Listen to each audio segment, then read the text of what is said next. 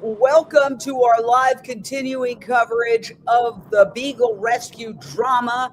Yesterday, in a moment that will go down in animal rights history, more than 1,000 rescuers attempted to free 2,000 beagles trapped inside a troubled breeding beagle facility in Wisconsin. I'm going to show you what happened. Those in white were set to take the beagles out. When they arrived, they were hit with tear gas. The leader there, Wayne Shung, was arrested. Even members of the media were pushed and shoved. And it was an extraordinarily chaotic and upsetting situation, to the point where at the end of the day, two supervisors in that county called on an investigation to be conducted into the police use of force on these activists whose crime is trying to rescue these 2,000 beagles inside this facility. So you are looking at just some of the really dramatic moments of I would say an unprecedented event in the history of animal rights, where so many activists were injured, where you could see some of them were hit with rubber bullets as well, and just really, really upsetting. Now, I can tell you that right now as we speak, activists are headed back to the location, but not to try to rescue beagles. Today, they are headed back to the location for a peaceful vigil. You are looking at live footage of some of our reporting team heading to that location right now. This is unfolding live as we speak. Let's go straight out to our reporting team. Rick Tella or Mick Davudian, tell us where you're going and why. Good morning, Jane. We are on our way to Ridglan Farms. What a name, Farms. That's a big part of the public deception. And we're going there. We'll be there in a few minutes for the second day vigil, which follows the horrific day yesterday where the activists were brutalized by the police. And today, hopefully, we will have representatives of the government and other people in some position of power to come and speak. And hopefully, this will initiate more investigations, more public outcry into the atrocities that are taking place with innocent beagles, both newborn and puppies at this facility, biomedical research facility for wasteful animal research. They sell some of the beagles to vivisection labs in other locations, and they also do animal research in their facility. And of course, they have been found guilty of felony charges already, and there's a agreement that they will stop their facility. They will shut down on July 1st. But in the meantime, they have possession of the animals that they have been accused of Uh-oh.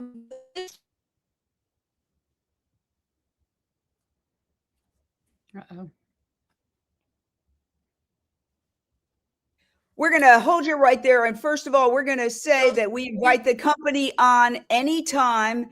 And I have to give you the statement that the company issued because we want to present their side of the story and as well as the activist side of the story. Ridglan has issued a statement saying there is no credible evidence of animal abuse, cruelty, mistreatment, or neglect, that the activists are extremists, and that the people who labeled these accusations against the company, quote, lack credibility. We invite them on anytime.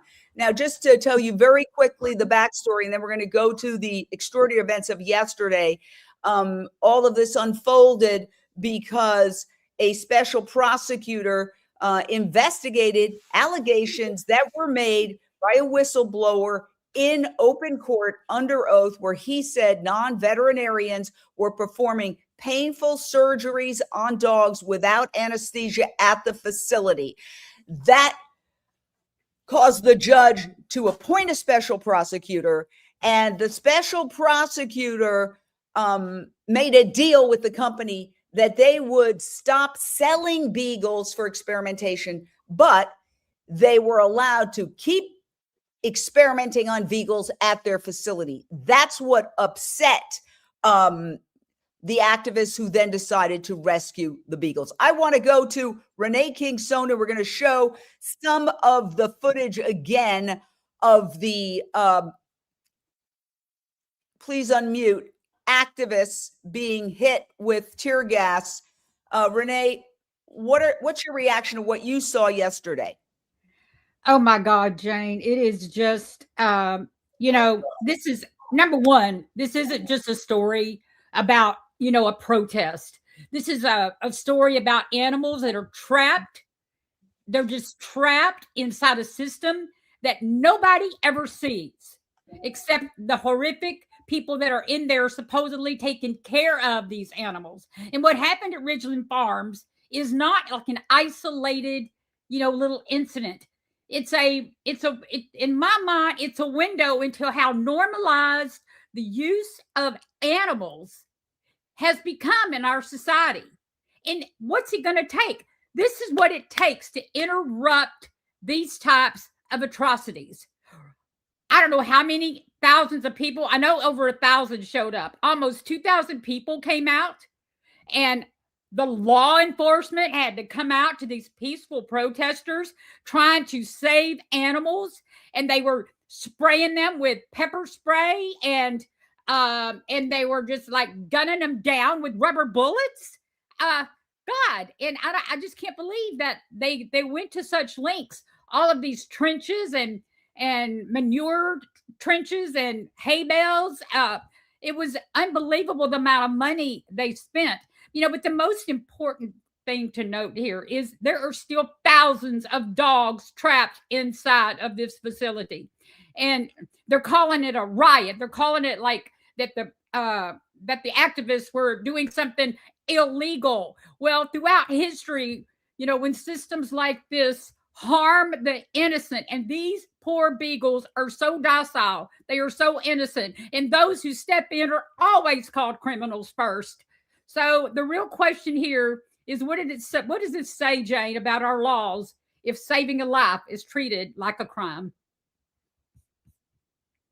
Wow. Well, these are some of the beagles, certainly not the ones that they were going to rescue. This was shot a while ago, so those beagles are probably dead by now.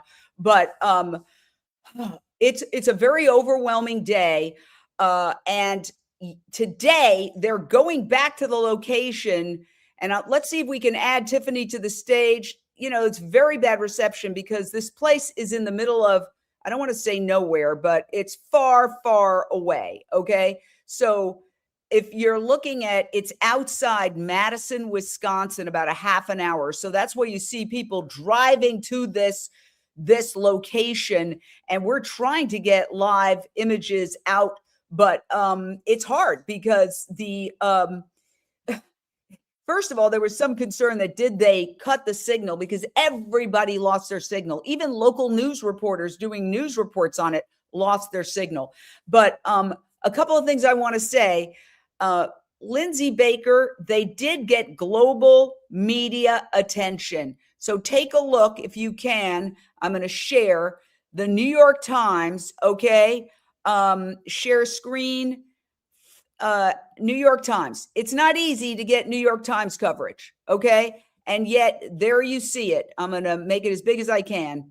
The New York Times did a story where it said activists tear gassed at failed raid of Beagle research facility.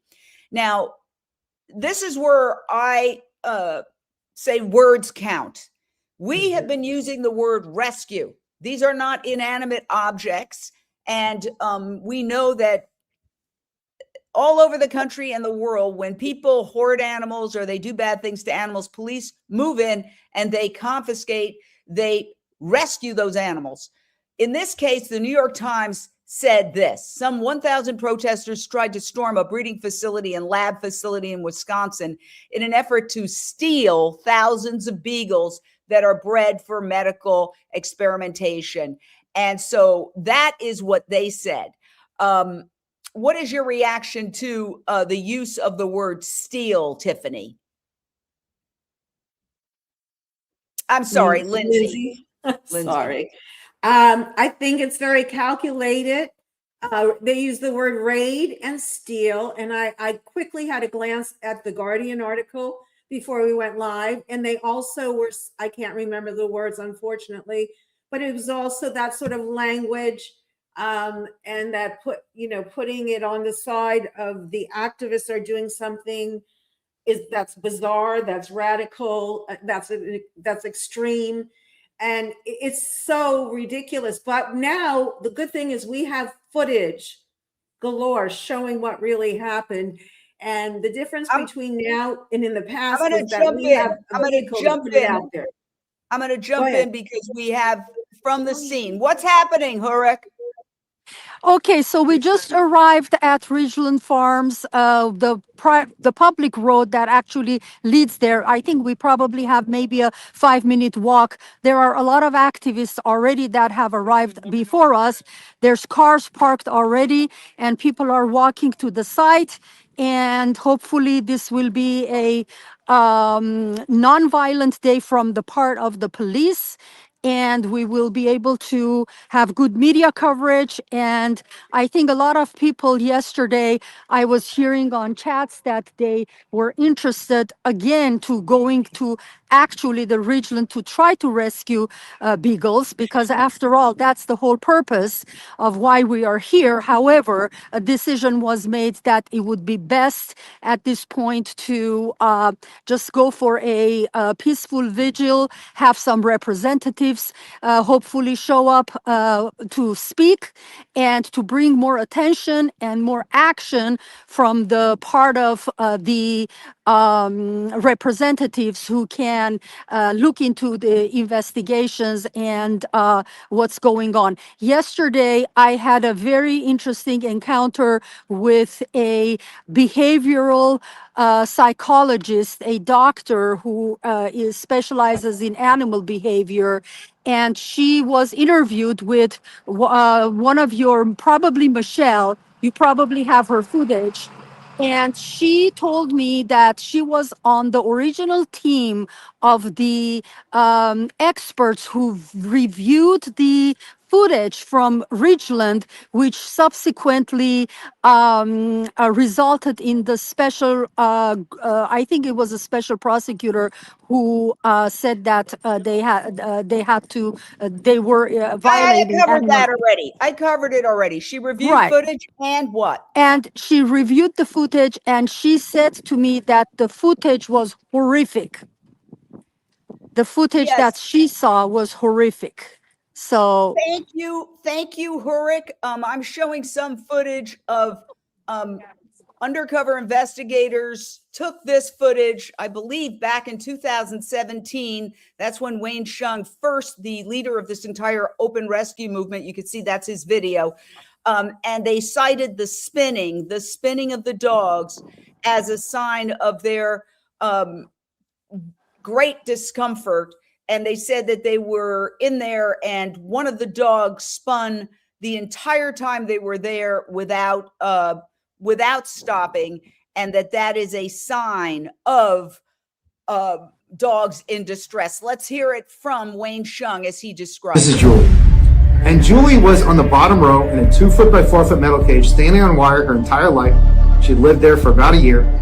In over a 2-hour time period, every single time we looked towards Julie, she was spinning exactly like this for 2 hours. All 3 of the dogs we rescued from Ridglan Farms, there's video footage of these dogs after we rescued them struggling to even walk. And this is one of them, Julie. All right. And you are looking live at what is going down in Wisconsin. Yesterday, this was a scene of chaos, tear gas, rubber bullets, people falling onto the ground. Today, hundreds of activists plan to return, but not to try to rescue the Beagles, to hold a vigil. And they are hoping that law enforcement does not take any action.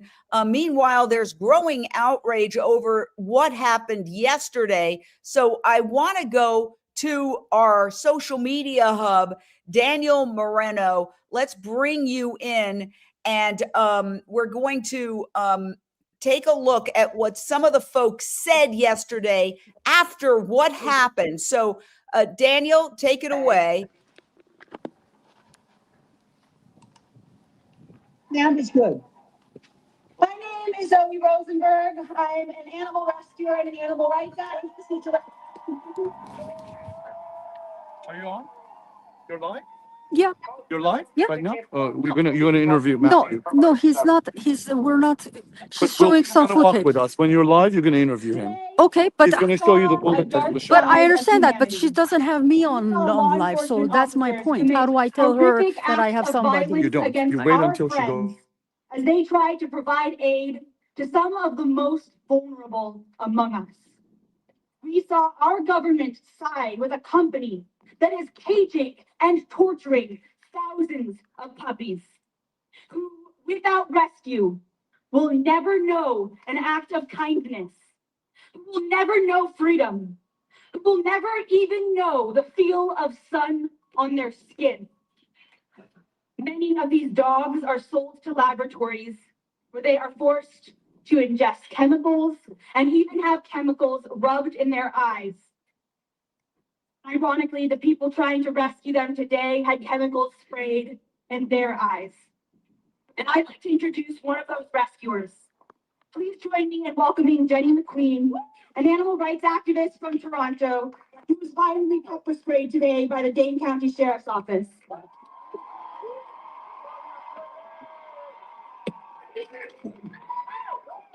You know, the violence that we experienced today was off the charts.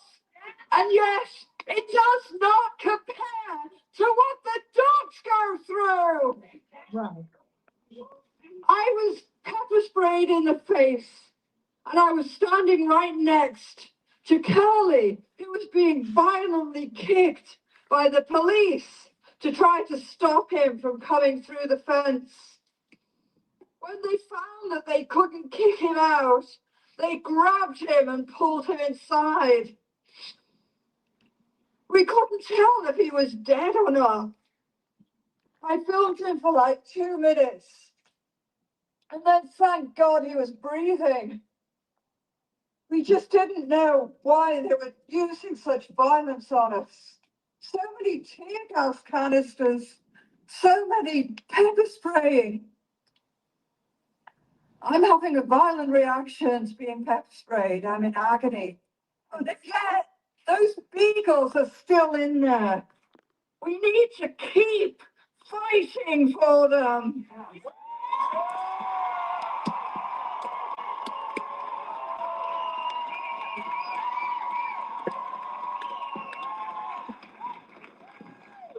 This is the biggest action I've been at. I've been an animal rights activist for decades now. And I am so proud of you all here. I am so proud of you. Thank you.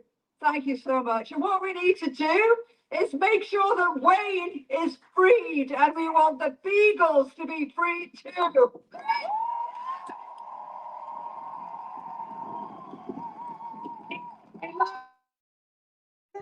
All right. So that was, thank you for that, Daniel Moreno is bringing us highlights from yesterday and today at the Unshade TV social media hub. Let's go out back to the scene.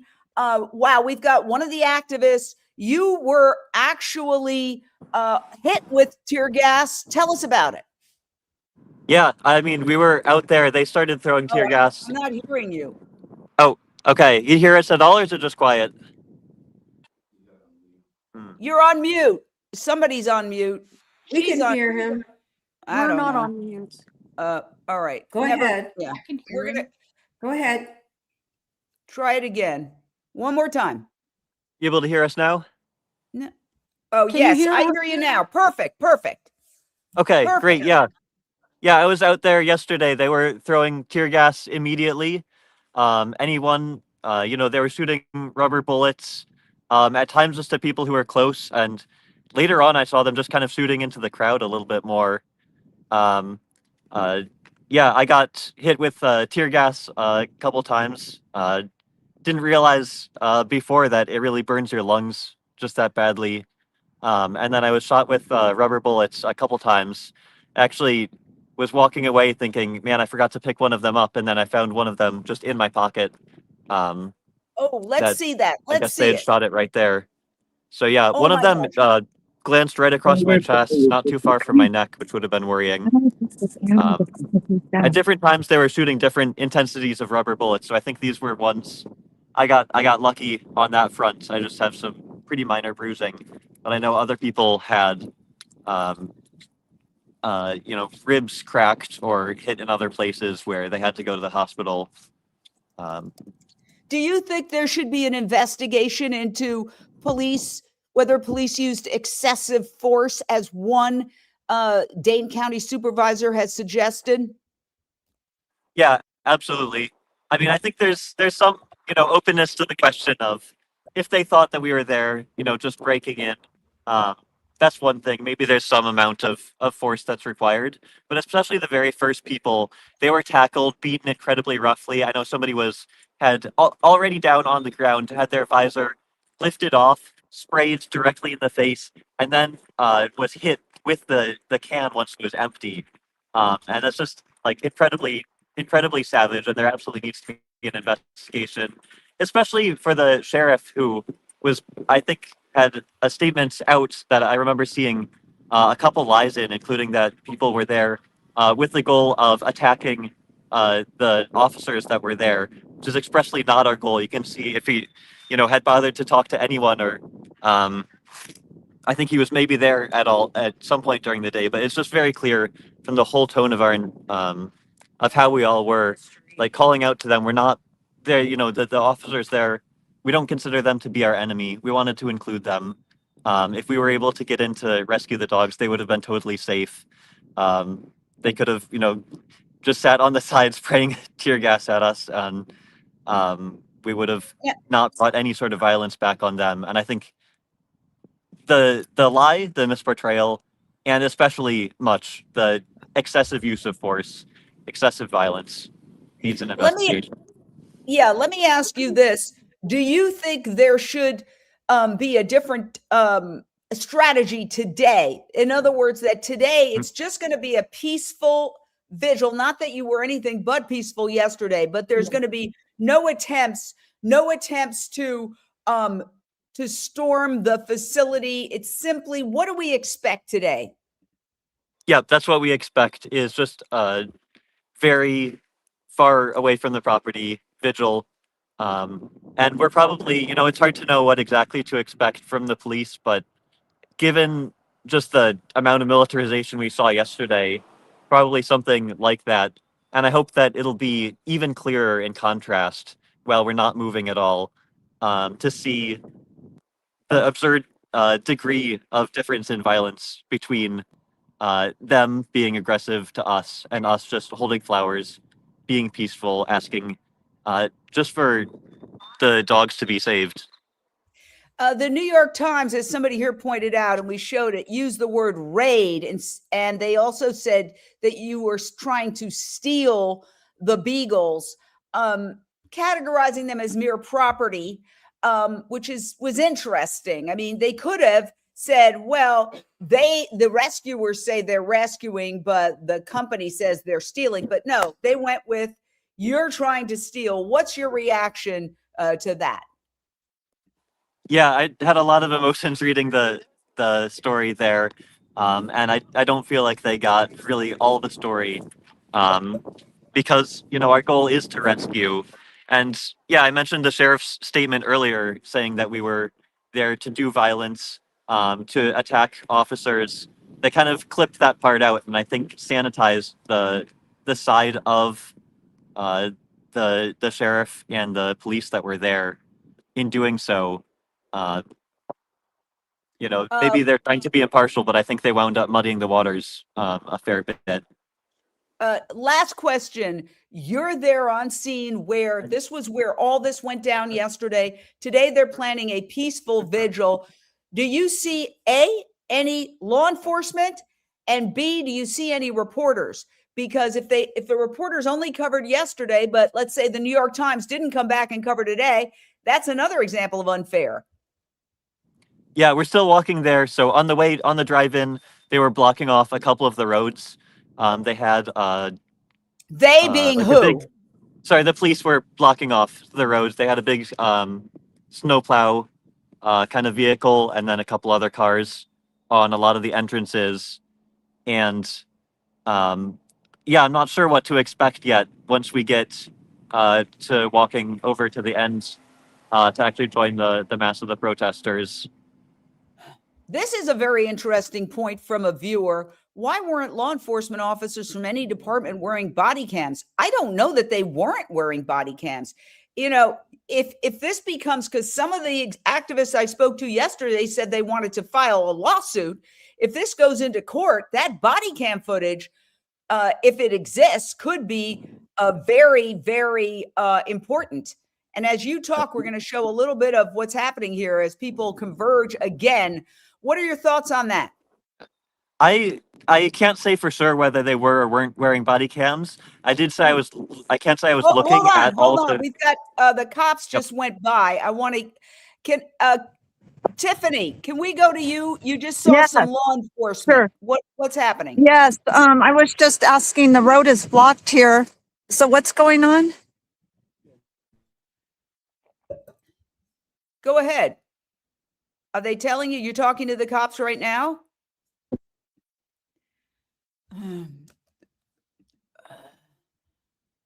We're live in Madison, Wisconsin. You're watching this as it unfolds. We have no idea what's going to happen next. Hundreds of activists are going back to the very location where there was a lot of problems yesterday to try to hold a peaceful vigil. Now, they say, mind you, they were peaceful yesterday, too. They say it was the cops that were unpeaceful. And so we're seeing hundreds of vehicles. That means hundreds of activists are descending on the same area. And the question is, what is the police response going to be? Because there is tremendous outrage over what they did yesterday, tear gassing all these activists and arresting the leader of the movement. There's just some examples of what they were doing. And two county supervisors condemned the police response. And one of them said that he would call for an official investigation. So you're just looking at some of the footage of what happened yesterday. It was chaos. It was a fiasco. I mean, it was a fiasco in a lot of ways, in the sense that the rescuers saying no dogs came out. The only good thing about it, in their perspective, is that there was global media coverage of this. It was in the New York Times. It was in CNN. But how was it described in those news articles? Was it described in a fair way? The New York Times said these people are trying to steal property, essentially, not really acknowledging that these are sentient beings. So let's go. Do you have the second video? Okay, we're going to go back out to the Unchained TV social media hub to get some more sound from yesterday, some more interviews from yesterday when folks were reacting to what happened. Take it away. I'd now like to introduce Jamie Logan, who is out live streaming today's action, witnessing the violence that the police did against all of the people here today. Welcome, Jamie. Thank you so much. It's such an honor to be standing here with all of you guys. Today, we saw the best and the worst of humanity. We saw peaceful activists show up with an intent to just show love, to show kindness in every single action, in our thoughts, in our words, in our deeds. And yet we were met with all of the violence we've been discussing, the pepper spray, the bullets, the tackling, and ultimately we need to keep showing up with peace, with love, with compassion, because the world clearly needs more of that. Yeah, right? So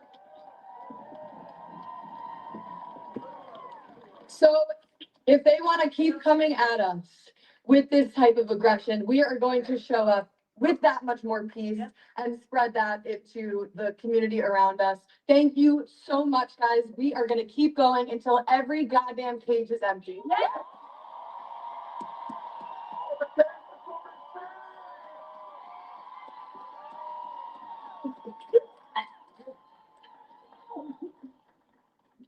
I'll just say some words myself.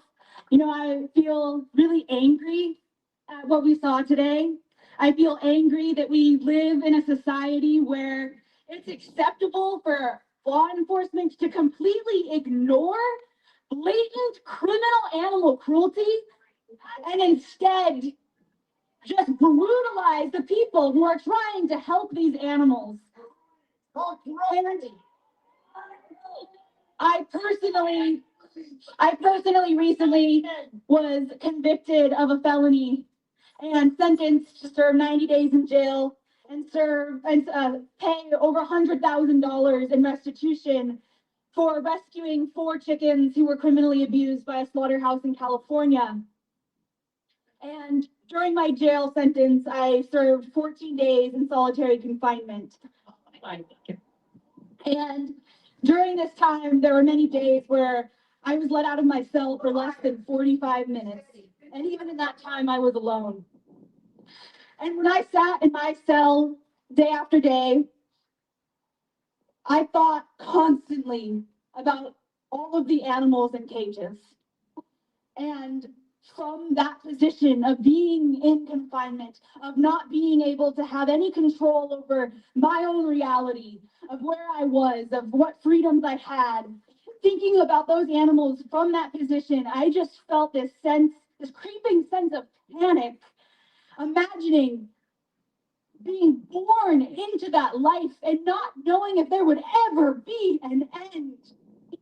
You know, I was so incredibly privileged from my jail cell to know that there would be an end, that a day would come when I was not in jail anymore, when I was not in confinement anymore.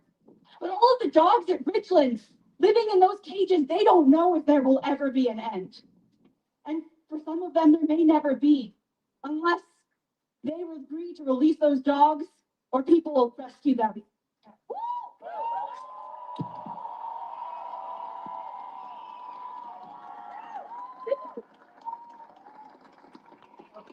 The urgency to see animals free from cages, from factory farms, from laboratories, from all of these facilities of exploitation truly cannot be overstated.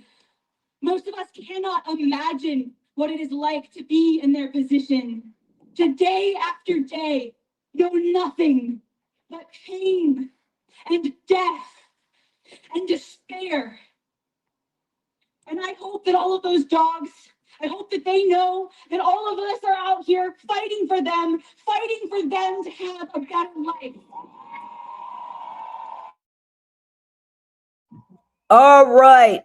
Thank you so much from the social media hub. We're monitoring that. Now we're going to go back to the scene. All right. Hurek, what is going on there now? Can you tell us? Yes, we Yes. are getting closer to the Ridglan property, and we are helping the volunteers carry water to the site.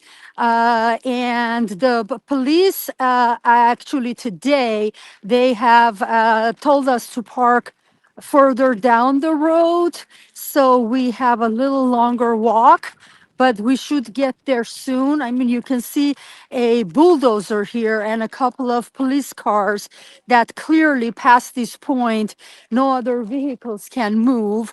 But we haven't been able to park already for quite a ways, and we've been walking the last 10 minutes or so.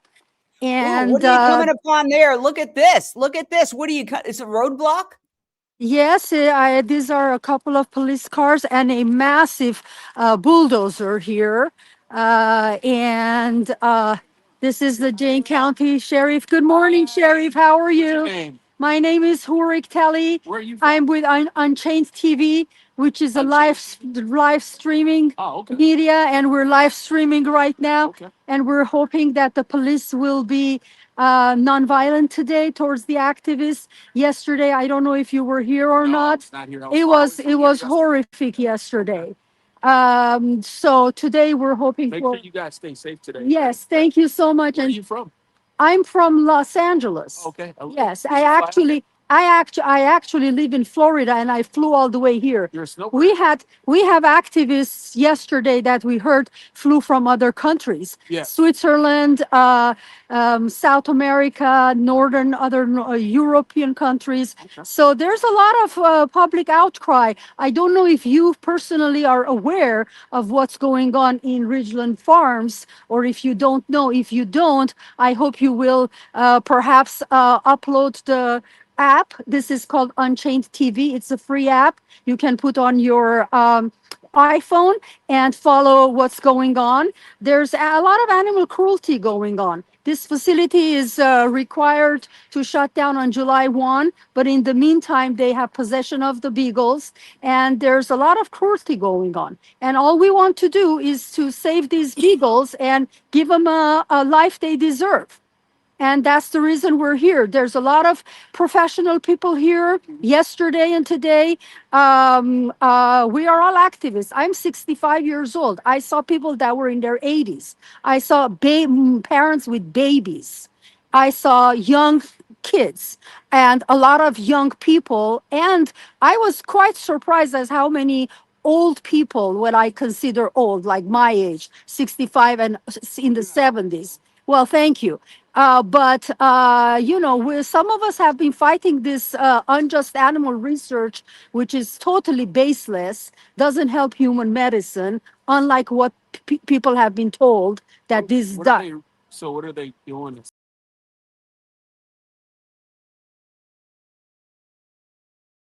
That was extraordinary. Okay. I have no words. What are your thoughts, Renee? And unmute. Wow. I was like, go for it. I mean, she just took the stage right there, took the lead, and started educating law enforcement, and he was receptive. I love that the fact that he was receptive, he was listening, and Hurik was just unpacking the truth. Wow. I always say, yes, I say, don't blame the individuals, blame the system. Yes, there should be, according to a lot of people, and we're queuing up right now, 2 Dane County, Wisconsin supervisors who said that the police used, that they were shocked and outraged by what the police did yesterday. But again, people are put in a situation. I generally say blame the system, don't blame the individuals, because you don't know how you would act if you were ordered to do something or you were put in a situation. So I want to go right now to, so it would suffice it to say it's great that that activist was receptive, polite, and didn't, get out of the truck and push Hurik. He was listening. He was being polite, and that's a nice counterpoint to what we saw yesterday. I want to go to Michelle Celestino. You are in Wisconsin. You were there for the melee yesterday. As we play a little of the video, tell us what you experienced. And you're, just to put it in context, you're a journalist. You are the social media director at Unchained TV. You went there to do journalism. What did you experience?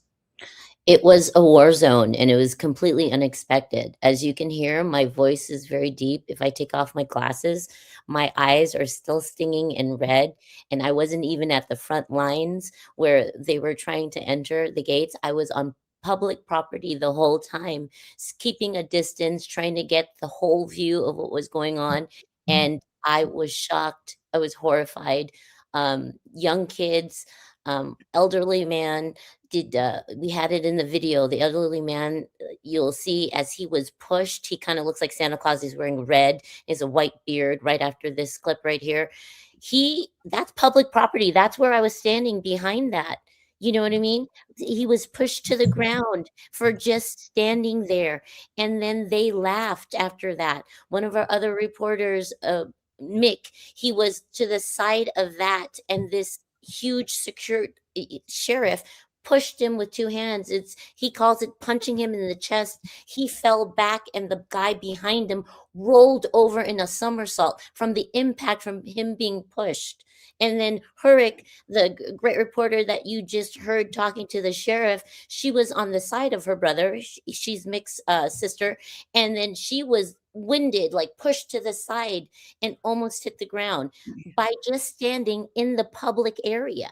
It was uncalled for. And there were people in wheelchairs walking in walkers to go up there. They're from all over the country. This gentleman right here, Curly, he was on the other side of the fence. I was told firsthand he was drug under, and then he was kneed in the head. That's why he was bleeding and kicked. And then as he was down, rolled over by what Sears said was an ATV, a sheriff's ATV, and he was on the ground for 8 to 10 minutes. They were screaming to get him paramedic help. They did nothing. You saw the sheriff's, the authorities surround him. They were screaming, please get him help, please get him help. They counted 8 to 10 minutes. They were saying he was unconscious, and then he got up, and then they wanted paramedics to get there. Hurik herself called the paramedics 4 times. Their response was, we can't get through. It's a waste. It's a mess up there. They wanted to get him help. And that's just one incident. And then finally, just Curly alone, he was able to be drugged back under the other side of the fence where the activists were. And then all of a sudden he was on the ground, and then reports say he was taken away by the sheriff, and they thought, did he get help? Did he go to the hospital? And then later on we found out after 4 hours that thankfully he was taken to the hospital. But that whole time where he was allegedly unconscious, what could have happened to him? There's so many reports of people after the fact, just from the tear gas alone. The way I'm talking, I was in the public area. I had a mask on. I had like a bandana. I had a hood on. My glasses like this. The other ones I lost. And my eyes are still red. I didn't even have direct contact. That was just from downwind. The way they were throwing the canisters of tear gas was like they were throwing a party and throwing party favors over to everybody. It looked like we were in some kind of a Mad Max scenario. And I was going around, there was a triage area, and these medics were from all over the world. One was from Switzerland. Someone came in from Mexico. Everybody was pulling together to help people. People were taking clothes. This was the other thing, because the tear gas was stinging, not just the eyes or the face, but on people's skin and bodies. Everyone had varying different degrees, because some people were immune compromised and their skin was burning, their throats were burning, they couldn't see, they couldn't talk. Like Jamie Logan had said, she was not even directly, but she was towards the front of the front lines, and she couldn't see for 5 minutes. Some people, the one girl we interviewed, she was, she was one of the first people that went to triage, and she couldn't see. She was all red, and then she was convulsing, and I was like, is she having a seizure? She's having a seizure. And they covered her with blankets, and you know those aluminum foil blankets that you see when there's tragedy or something. She had that on. They kept piling her on, and then people had to make runs to go get saline because the water was making it worse. And then I saw her again. She's on the ground. And when we interviewed her, I say 6 hours later at the Capitol, her teeth were still chattering. Her mouth was still chattering as an after effect from the tear gas. So this gentleman as well, this rubber bullet, that was the other thing I had told you, Jane. You didn't believe me when I said this rubber bullet was half the size of my palm. So there's three kinds of bullets. And this one guy, he was shot twice in the chest, and then I've interviewed him, and that was the other thing. There was no reception. Okay. I was trying to do video. It was I'm going to have to cut you off a little bit. I want to thank you for your reporting. Excellent work out there in the field. Michelle Celestino, Unshade TV reporter. We're going to go now to the location at what's happening now. I'm going to stop that video for a second and go, what's happening? If we can get Tiffany Brunelli, if you can unmute and tell us what's happening. We see I'm not sure. The sheriff, I'm not sure exactly, but the sheriffs are here. They're walking through the crowd. They're talking to people. I'm not sure exactly what's going on. Let's see if we can find out. Yeah. How many sheriffs is there? I mean, yesterday it was like, a battalion. How many sheriffs? There's about, oh my goodness, there's about 10 down here, and there's some up at the farm. It looks like they sent the state troopers in also. I'm going to try and get a better shot over here. They're walking through the crowd. They're having a little conference over here. I'm not sure what's going on. Let's see if we can get up there. You can see them here. They're behind the crowd. I guess they're doing crowd control. I'm not exactly sure. And they're also up at the farm where they were yesterday. There's a big presence up there. I think they're trying to just let their presence be known. And what about the talk of negotiations to get the Beagles out? The New York Times reported that I don't want to mischaracterize, so I'm going to get the article, but basically that there was some possibility that these Beagles could be sold to activists who wanted to rescue them, that there might be a financial exchange. I heard there was the offer on the table of $1 million. I'm not sure exactly the details, but I don't think that Ridglan Farms is interested in selling the Beagles. It does not appear they're interested. I cannot say one way or the other. We don't want to jump to conclusions. I don't know. No, I'm just being careful. We invite the company on anytime to give their side of the story.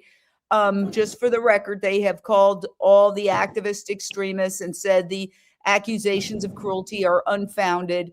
Although a whistleblower testified in open court under oath that he was asked to participate in painful surgeries on Beagles without anesthesia, and that non-veterinarians were involved. So that is the big sort of accusation. There's smaller ones, obviously, the confinement of the Beagles. So here we are live. We're getting a lot of people just gathering and wondering what's going to happen next. And one thing I could tell you with this story is nobody can say for sure what's going to happen next. Nobody can say for sure. We had no idea what was coming down yesterday.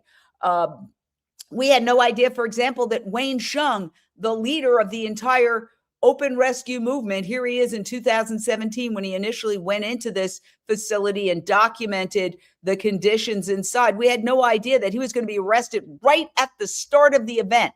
So they basically took the leader at the start of the event. So the entire event was conducted without the assistance of him.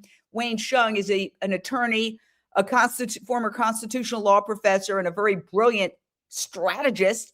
So without him there, that's also, kneecapping the efforts of activists. So, wow, there's a lot of people showing up now.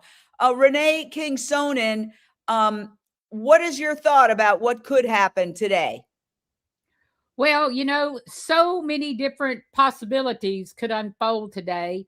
I'm just putting my mind, into the framework of what they could be doing. God knows that, these strategists, as you called Wayne, and all the other activists here that are in DXE and other forms of activism, they really get together, they huddle up, and they strategize on all sorts of angles and possibilities that could unfold. So I know that they have a plan. They have a plan A, a plan B, a plan C. There is something up their sleeve, for sure.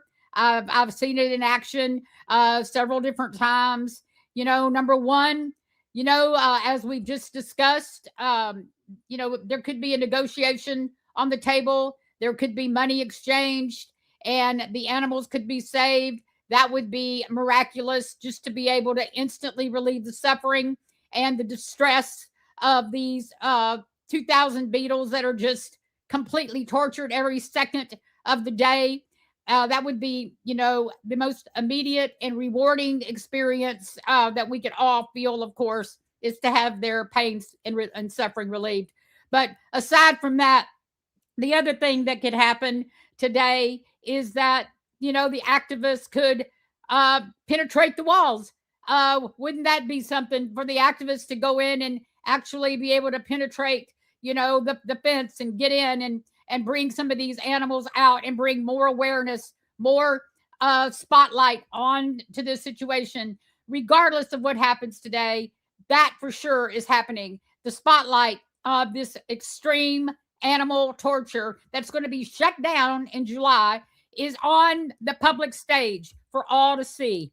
If the Guardian's picking it up, AP, CNN, I just saw also mentioned it. So, if CNN is also talking about it, what does that say? For CNN to be actually coming in right now, to show what's happening to these dogs. I've lived in a system just like it. It doesn't change without disruption. Nothing changes without disruption when you have this kind of insane torture of living beings. Thank you so much. We're going to go live out to the scene again. Can you unmute and tell us who you have there, Tiffany? Go ahead. Yes, Jane, we have an activist here that traveled out from LA, and she's going to tell us what she's doing out here today and how it went yesterday. She's back out again today. Hi, everyone. Coming in from LA, I can't believe what I saw yesterday. Truly, we were all so peaceful and so ready to be here for the dogs and to do it together. And I mean, it was minutes after we got here that they immediately started in on us with the rubber bullets, with tear gas. I was tear gassed a couple of times. I've never experienced that before. It's pretty brutal. Mace, just seeing people looking around and seeing just peaceful activists throwing up all over the place from all the gas hitting them. It was really incredibly violent. And we were trying to be mad quite much force, considering how peaceful we were. But that was knowing that everything we were breathing, of course, those dogs were breathing too. And, at least we can walk away. They can't. At least most of us got to go home and sleep in a nice comfortable bed and breathe clean air last night. They didn't. So we're all back here today, in a different capacity, even more peacefully than we were yesterday.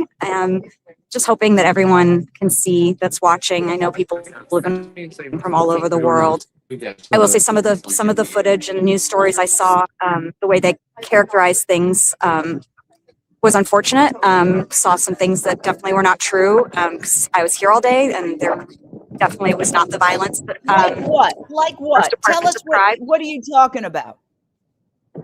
Well, they described a lot of violence on the part of us, and that just didn't exist. Any violence that we saw was all against us.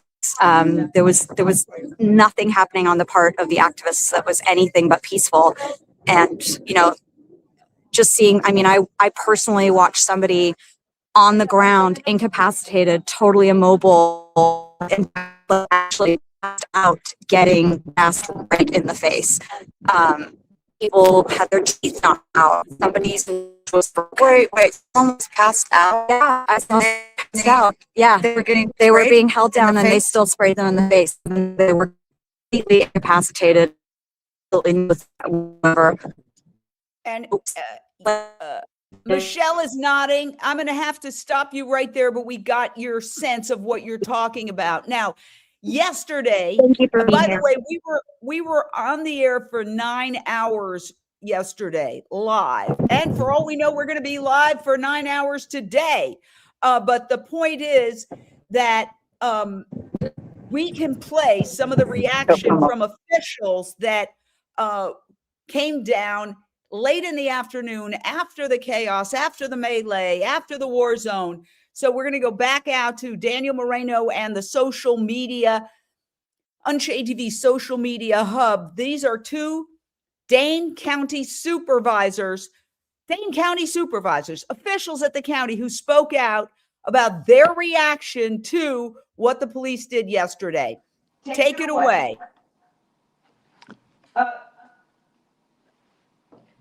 Thank you all. It is such a pleasure and honor to be here today with all of you. I am so just proud of all of us and just how peaceful and nonviolent you all have been. Just truly an honor to be here. I am just so grateful for you guys to be here and present. We have been fighting Ridglan for so many years now. I personally first heard about Ridglan about 5 years ago in a media story. It has just been devastating how much effort has been put into exposing the animal cruelty happening at Ridglan Farms. And yet, none of those dogs have come out of the facilities. Like, they had over 311 counts of criminal animal cruelty that were cited by DATCAP. And so it is just an honor to be here. I'm so proud of all of you. And I'd like to go introduce Dr. Lo Wickham now.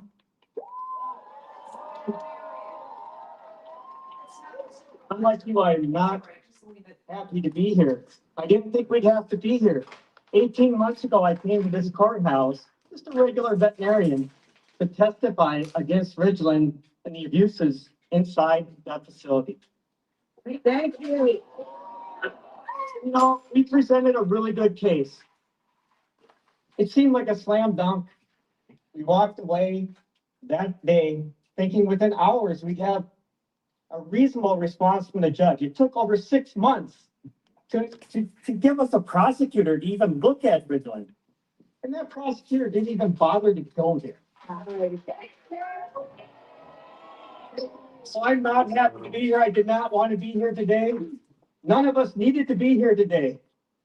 But when we were here today, we had a purpose, and it was to take those beagles home. I've seen a couple of the beagles at my practice. I've held them, I've nuzzled them. They're wonderful. And everything they've been through, they still wag their tails and lick your face. They still wag their tails and lick your face. They belong on the couch, not in a cage.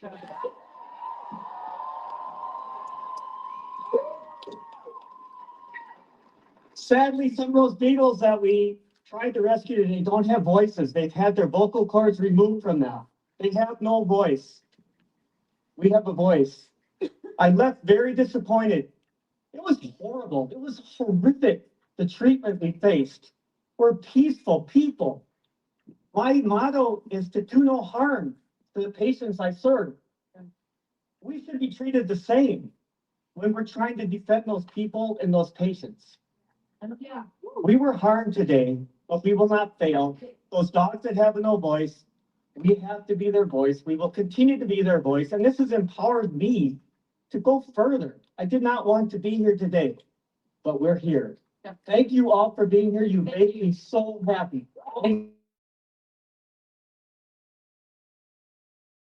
Okay, we're going to go, just cue it up to the next two people, and we'll go back to you. We're going to go back now live. What's happening? What's happening? Hi, Jane. We have some activists here that traveled from, where did you travel from? New York City. New York City. And what's your take? Hi, Jane. It's Rachel again. How you doing, my love? What's going on? What's your feeling? What's going on? We're out here. We're talking to some activists. We have We have Rachel that traveled all the way from New York. And what are you doing out here today, Rachel? Again, we're here to continue adding pressure, but in a more peaceful way, I guess, if you want to say. We're here for a vigil and to show that, you know, we're here for the dogs. We're not here to be violent with anybody. And we really want them to free the dogs for us.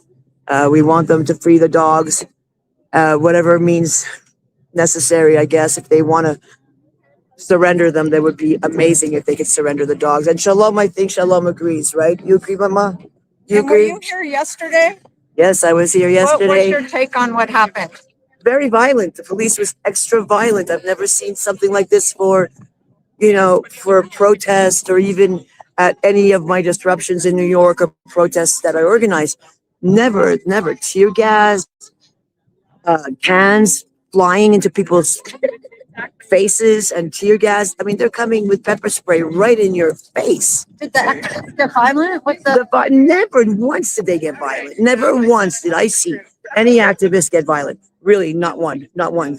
And even when an activist was walking away with his back turned around, he was like this with his hands in the air, and they were shooting rubber bullets in his back. At his back. At his back.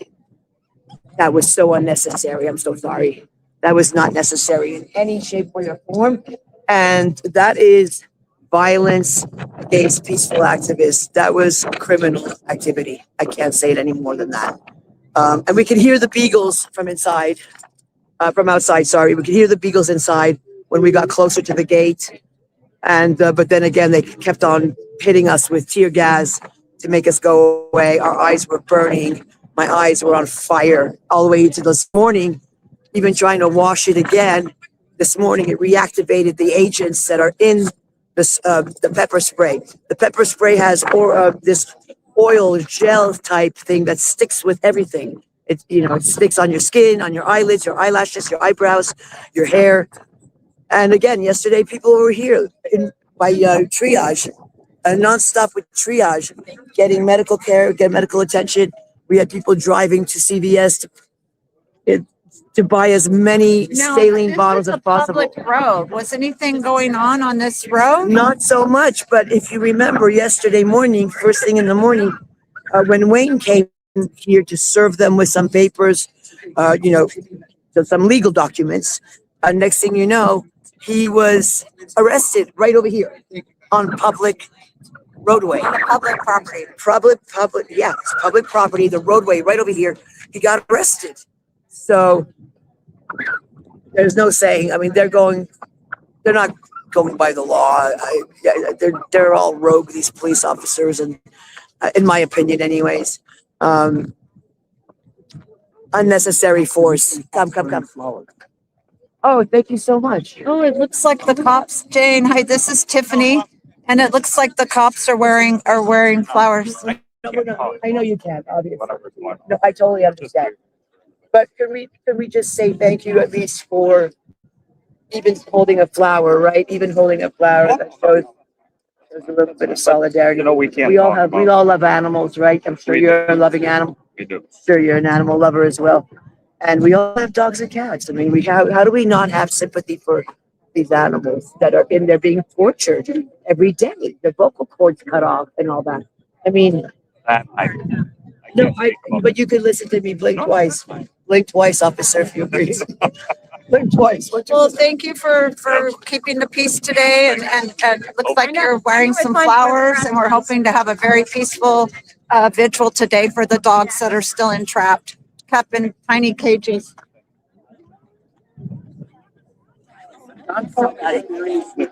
Okay, we're gonna go over here we're heading over. Okay, we have an officer over here that's willing to talk. Oh, okay. Okay, we're gonna see, many of the officers are wearing white flowers today, and we're gonna see, looks like they're talking to some of the activists out today.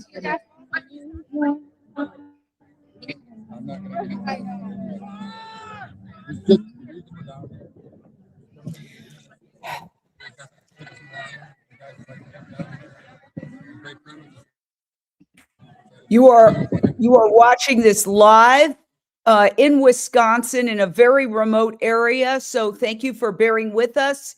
These reporters and activists are doing an incredible job to get the information to you, but it's not always going to be, 4K quality because they're in a very remote area. I can show you exactly where they are. It's quite remote, let's put it that way. And it's about a half an hour outside the capital of Wisconsin, Madison, Wisconsin, in an area called Blue Mounds. Yesterday, we had a really hard time getting signal to the point where even a local news reporter couldn't get a signal. And we were wondering if the Wi-Fi had been cut intentionally, but we have no proof of that. In any case, would like to continue listening in with that caveat. Let's see. No secret here. Here. 22 years. Been around for a minute. All with the same department? Yep, all sheriff's office. All right. Hi, Jane. We have a deputy out here talking to some of the activists. They're wearing white flowers today to show that they're in solidarity or they're being peaceful. It's going to be a peaceful demonstration today. They were offered water and they were offered to come down and get some water and they put some flowers on to show that they're attempting. Okay, an activist is asking a question. Let me see if I can get in there. Get in, yeah. Let's see what you can find. All right. We have a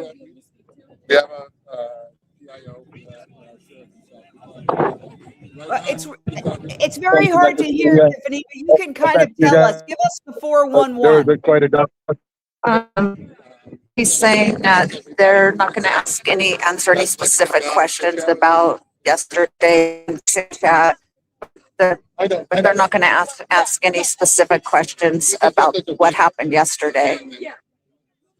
In his words, in the officer's words. Fascinating, the idea of them wearing white flowers today, when yesterday, you got to wonder if that's a cover your ass move. I'm going to mute you for a second while we discuss. I want to go out to Renee King-Sonnen right now, and as well, let's start with Lindsay Baker. I've heard, unmute, I've heard that the phrase good cop, bad cop, right? But considering what happened yesterday, today they show up wearing white flowers. Okay, I mean, I'm not judging, but what are your thoughts on it? Well, like you said, we don't want to judge and we don't want to take a cynical view because our whole purpose I should not represent myself, but I am in solidarity with the protesters. But the view is that we want to do this peacefully. These people are here even after being, unlawfully and violently attacked. And we have lots of footage of that. They still want to be peaceful. And I'm just hoping that it's going to turn out well. What it does show is that the police realize that a lot of people, the world is watching, and this situation needs to be rectified. The way what happened yesterday and what's happening to the dogs. 58% of the US have dogs, love animals, love dogs. So nobody wants to see beagles treated that way. And just one last thing, how do you justify the cages they're kept in with their feet? Come on. Have you never walked on something like that yourself? I mean, anybody could, you don't have to be smart to figure that out. Okay, not to be cynical, but considering what we saw yesterday, tear gas, rubber bullets, pushing, shoving, is it possible that the authorities saw the negative backlash and said, oh snap, we better do something to, people are calling for internal investigations. We might have to see whether we had body cam footage or not. And if so, what would it show? And let's clean this up. Let's go out there and put white flowers on our labels. Lapels. Renee? Yeah, that's exactly what I was thinking. Like, yeah, okay, so let's come out today with white flowers. And yesterday we're going to bust you with a rubber bullet and spray tear gas all over you. You know, I appreciate any gesture toward peace, don't get me wrong, but the real question here is, where is that compassion for the animals still inside, suffering every second of the day right now? You know, white flowers are a symbol of great compassion, but compassion has to extend beyond this symbolism today to the being still suffering right now behind those I have walls. to mute you because apparently we have some breaking news. Let's go out to the scene. Mick, what's going on? Hi, Jane. We have someone here, an activist. He'd like to. Where are you from, Jeremy? We have Jeremy here. Where are you from, Jeremy? I'm from North Carolina. Yes, I'll just tell my story. I was arrested twice. I was arrested yesterday here at Ridglan Farms trying to save beagles. Yes, I feel very sad for the beagles. 2,000 beagles are still there. We've been trying for so long to get them to act, to get the authorities to act. I was there in front of the courtroom during Wayne Shung's first trial. I was going to serve as his paralegal. I was there. I made a promise to those beagles that we would not turn our backs on them. And we did that. And we're still here. And I'm really proud of how this turnout is, despite what could have been very demoralizing yesterday. There are so many people here. Hundreds of people are still here, despite what happened yesterday and the police repression and everything. And it says to me that these activists having to take rubber bullets, tear gas, because all these authorities that say that they're on our side never do anything. They never act. And it's always up to activists to take action. So yes, I was arrested. I was with people with tear gas all over them. My eyes were burning. I was held for 3 hours in zip ties. And I was taken to Verona police station where I was interrogated by special agents who put me in a room with 2 agents to ask me questions. Of course, I didn't answer any of their questions. And it's just ridiculous. It is absolutely ridiculous what we're having to deal with as activists trying to get those beagles out of there. The fact that it had to come to this is just unconscionable. I just do not know why the Dane County authorities, the Wisconsin authorities, law enforcement cannot act to save those beagles. I was standing in front of a beagle breeding building for 3 hours with police officers, hearing the beagles screaming for their lives for 3 hours. We were trying to talk to the officers, say, do you have beagles? Can you hear this? Can you listen to this? And of course, the standard response, I can't talk to you. I can't share that. And you know what? That police officers were very kind to us. That makes me sadder. That doesn't make me happy. It's the fact that there are people there that are good-hearted and are allowing this to continue is even worse. I don't know what to say to Dane County, and I'm so tired of this. I'm so tired of dealing with Dane County to get these beagles out. There's 2,000 beagles suffering there, and it's time for them to act. I'm really hopeful that this is the time. Yesterday. Let me ask you a question. Go ahead. Now, some of the law enforcement are wearing white flowers today and mingling with the activists and chatting with them. What do you make of it? Okay, so that number. I make that they have a lot of respect for us. I mean, honestly, a lot of the police officers were saying, we respect you. There are good people in that police force. I want to make that clear. Both times that I've been arrested, they were very decent to me, very decent people. Like I said, that makes me sadder. And I think that they're happy, obviously, that this is a vigil today. And that's what this is. This is a vigil. So, I mean, they were, of course, worried about violence. All of the violence has come from that side, though. Of course, we are peaceful protesters. I want to make clear, too, that what happened yesterday was perfectly legal. And there's all this talk about what is against the law. That was a legal rescue that was taking place where people were getting shot with rubber bullets and tear gas and menaced by these guys wearing black masks. And by the way, I was standing around with them every time we would look over at these private security guards. Sometimes they'd have their masks down. They'd see us look and they'd put their masks back up really quick. They're cowards. They are cowards. Every one of these activists came there with no mask on, showed exactly what we were doing. And we will face consequence from that. The fact that I was interrogated by special agents shows that they're probably going to be bringing some charges. I'm ready. I am ready to face the charges and stand in a courtroom and defend what we did. And I'm very sad that it didn't work out yesterday. I hope that a step on the right direction. I think maybe it will be a win in disguise. Go ahead, please. One last thing. Two of the Dane County supervisors condemned the police response, and one, when asked if he would like to see an investigation into law enforcement response, said yes. What are you going to consider legal action?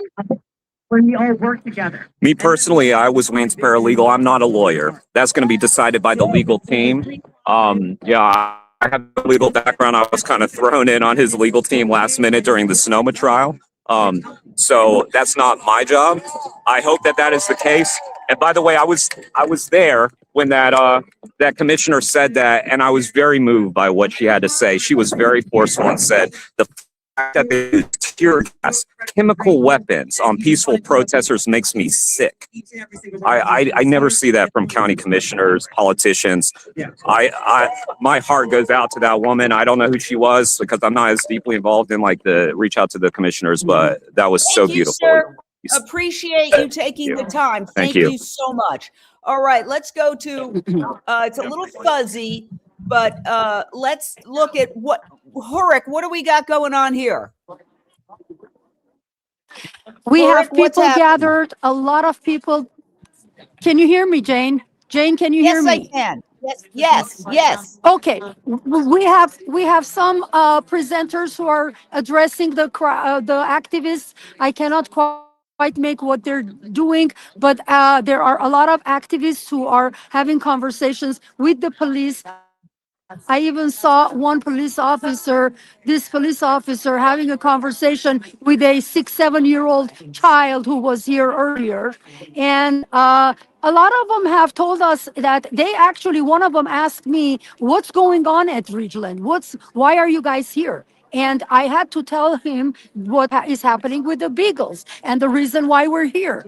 And one other officer yesterday told me it's a free press. Several of them have asked me, what is plant-based media? And I've explained to them. So I think the officers individually are trying to learn as best as they can. Actions. Unmute, Jane.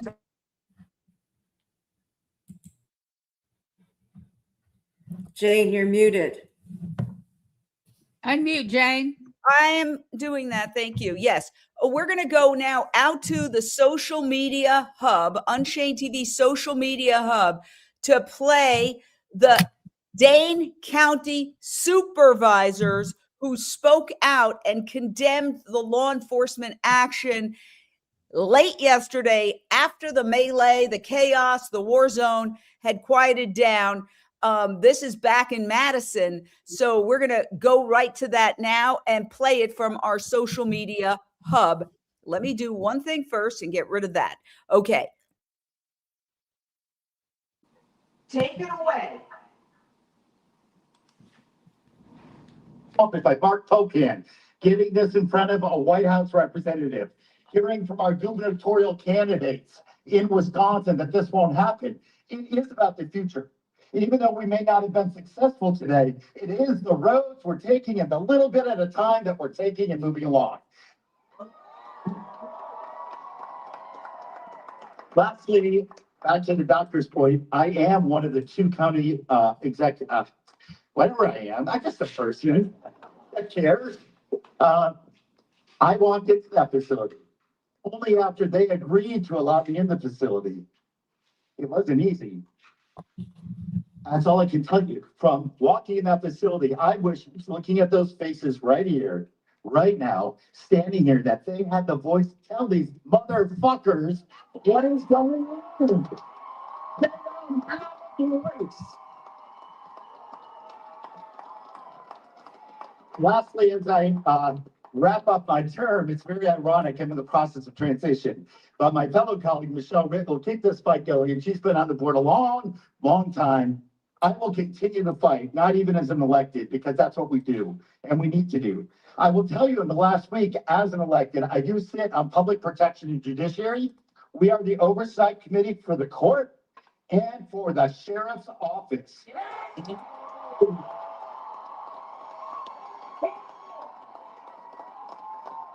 So I got nothing to lose, y'all.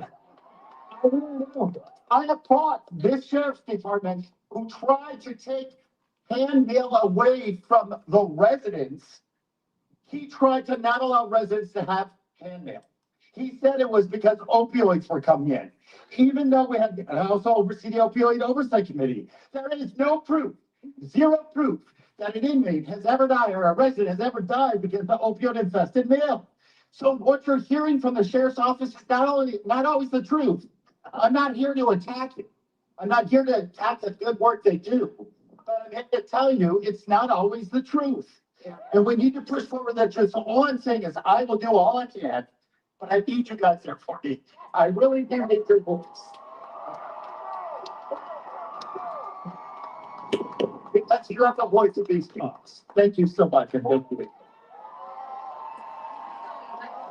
Okay. The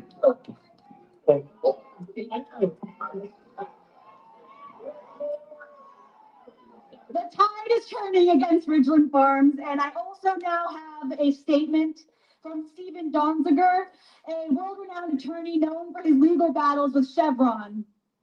He says, today is a historic day for the animal rescue movement and a significant day for the right to protest in this country. This action at Ridglan, impressive in its scale and powerful in its moral force, has drawn exactly the kind of response that demonstrates its effectiveness. As I learned through my own experience while being targeted by Chevron for winning the Ecuador pollution case, if there's no response to activism by a corporation engaging in abuse, then you're not really getting to them. I stand in full solidarity with Wayne Shung and all those who have been arrested, and I am completely appalled that Wayne was subjected to FBI interrogation upon being taken into custody.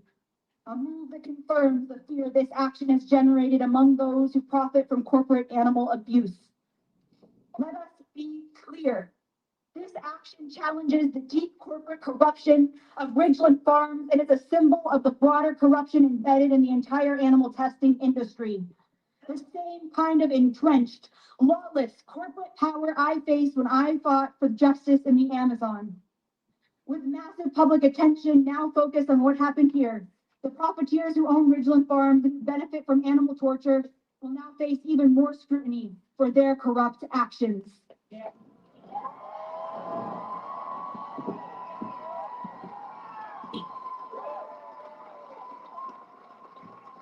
Now, I think that we are all in agreement that what happened today does not mean that the fight for the Ridglan dogs is over. We are going to keep doing whatever we can to get these dogs out of there.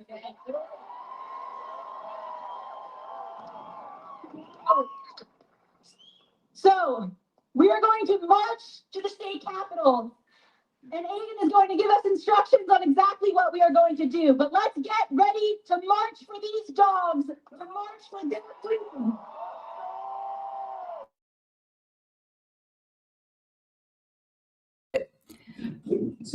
All right.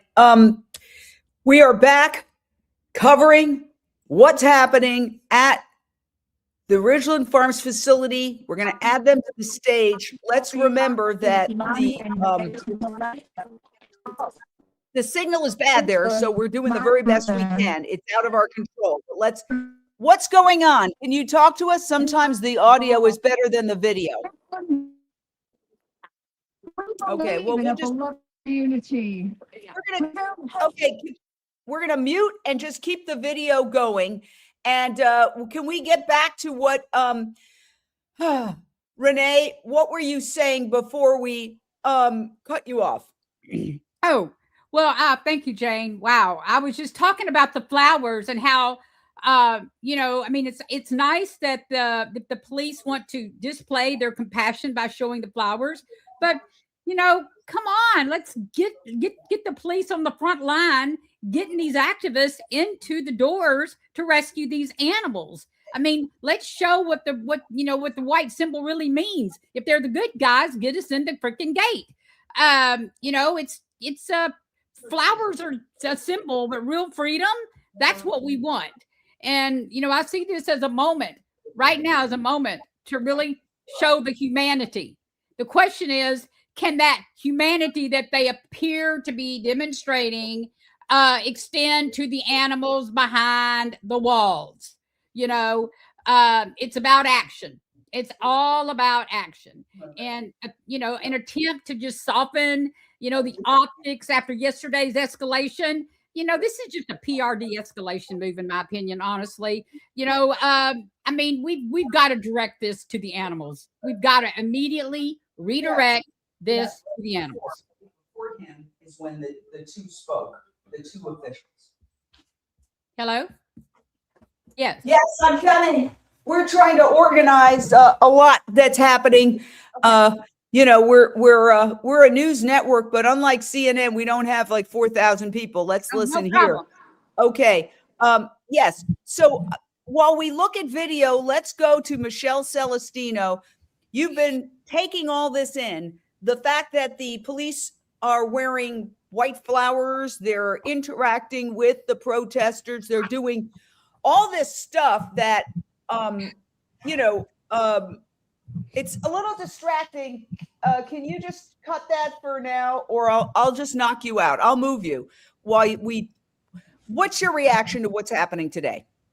Well, it's really hard to believe after being there yesterday.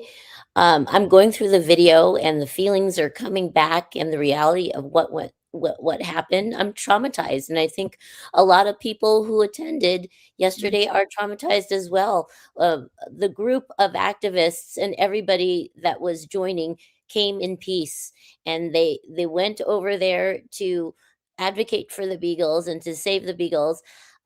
Police, I was going through my video, and I have video of them coming down in riot gear, and it just reminded me of like how ridiculous it had come to. They're going in riot gear to confront peaceful people who are elderly, young. There was a baby that was newborn. I think she was 6 months old with her family. The husband was on the red team. He went up to the fences. He was one of the first teams to go up there, and then he came down because he was tear gassed. And so a lot of the other members of the different teams, they got tear gas, they came down, and they went back up. Right. He stayed because he had a family, and he wanted to make sure they were okay, and they came from out of town as well. I believe it was California. I spoke to so many people, but to hear the police now with this complete reversal, it's really, I want to take it with a grain of salt. I feel that I'm hopeful, like if they have a change of mind, if they're trying to be more open and accept the compassion and really hear the other side. But when we got back from the protest to go to the Capitol to see the vigil and the speakers, a friend of mine sent me Yahoo News, and the first thing they say is that the activists were violent and they raided the area, and that's the slant the media is presenting to the people. There was even an excerpt where let me pull it up here just to be exact, where they say an activist rammed the gate and violently rammed the gate and injured a security officer. That's why they started throwing tear gas and rubber bullets. Mm-hmm. That is untrue, Well, let me just say this. There are reports that there was an attempt to take down the gate. In other words, there's fencing around this farm. You're not going to be able to rescue the dogs if you can't get past the fencing. And so there was a vehicle, I believe, on the activist side that took down the fencing. I have no idea whether anybody was injured in that process. So it's, the facts themselves can be accurate, but it's how the slant you put on it. The fact that the New York Times said raid, the fact that they said stealing dogs, that reflects a mentality. Let's be real. There were times we're all women here, where women were considered property, where you could steal a woman. Okay. So the whole movement of animal rights is the effort to get society to admit that these sentient beings, these dogs, are not mere property.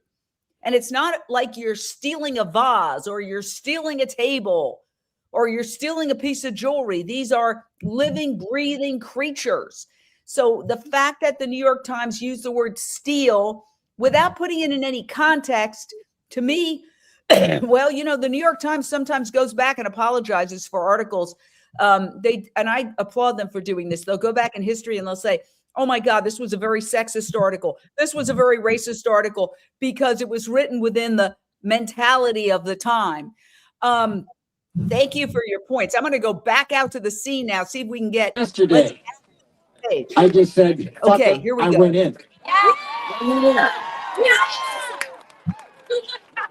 And I went down. And suddenly I felt a knee on my back, which was painful. And I just laid there, I went limp. Then I felt people falling down on top of me. And now I can laugh at it because it's almost, I felt like, now I know what the bottom pancake feels like. It's like, ouch, ouch, ouch, ouch. Then the next thing I heard, well, I'm hearing, confrontation between, not confrontation, but our side and the sheriffs. And then, all right, put your hands behind you. Okay, I'll comply. Lift me up, took me away. I mean, that was enough right there. So we waited probably 4 or 5 hours, and there were people there before us, and we all had to go pee. So it kept us there, kept saying, okay, the van's going to be coming shortly. It's going to be, finally it came, and not too soon. We all got in the van and we went to the processing center, but it made me stronger in many ways. Made me stronger. And I said to myself, when I finally heard of this, I said, I have to go. I'm going. I don't care what the fuck happens. I am going. I'm going to go to them. And we're going to do it. I don't care what happened. I really don't care what happens to me. So, but I want to say thank you so much. God bless you all. And again, the fight is not over. We're going to get those dogs out of there. Saying Jeffrey was on my red team, and when the call to cross through the fence came, he just jumped in it. He did not hesitate. He was the only one from our red team arrested. You are fearless. You are a VIP. And I think Jeffrey, at 68 years old, shows that it does not matter your age. You can join us. Thank you. God bless. Thank you, Jeff. That is good. We're going to wrap up. I'll be Sonny. We're going to wrap up in 5 I wanted to thank everyone again for coming out. It means so much to me personally because I worked here back in 2020. So thank you, everyone. And the music before was beautiful, absolutely beautiful. And it actually got me to tear up and, made me pretty emotional. So, like I said, as some of you may know, a few years ago, I got a job at Ridglan Farms. I wanted to see if anything had been done since the 2017 investigation and the lack of response from law enforcement. I was inside for months watching what happens to these dogs. And what I saw is something no animal should ever have to endure. These are not well cared for research animals like Ridglan claims. They are innocent living beings confined, used, and discarded. I got to hold these puppies and played with them every chance I got while I was working here. I watched dogs do procedures that anyone. Back in 2017, Wayne, Paul, and Eva were able to rescue 3 beagles. And that, luckily, while I was working there, I was also able to rescue 3 beagles while working undercover.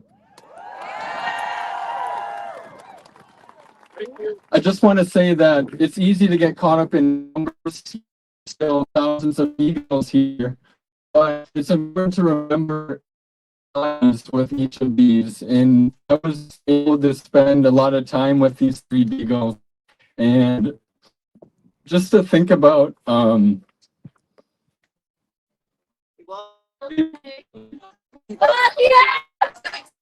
think about those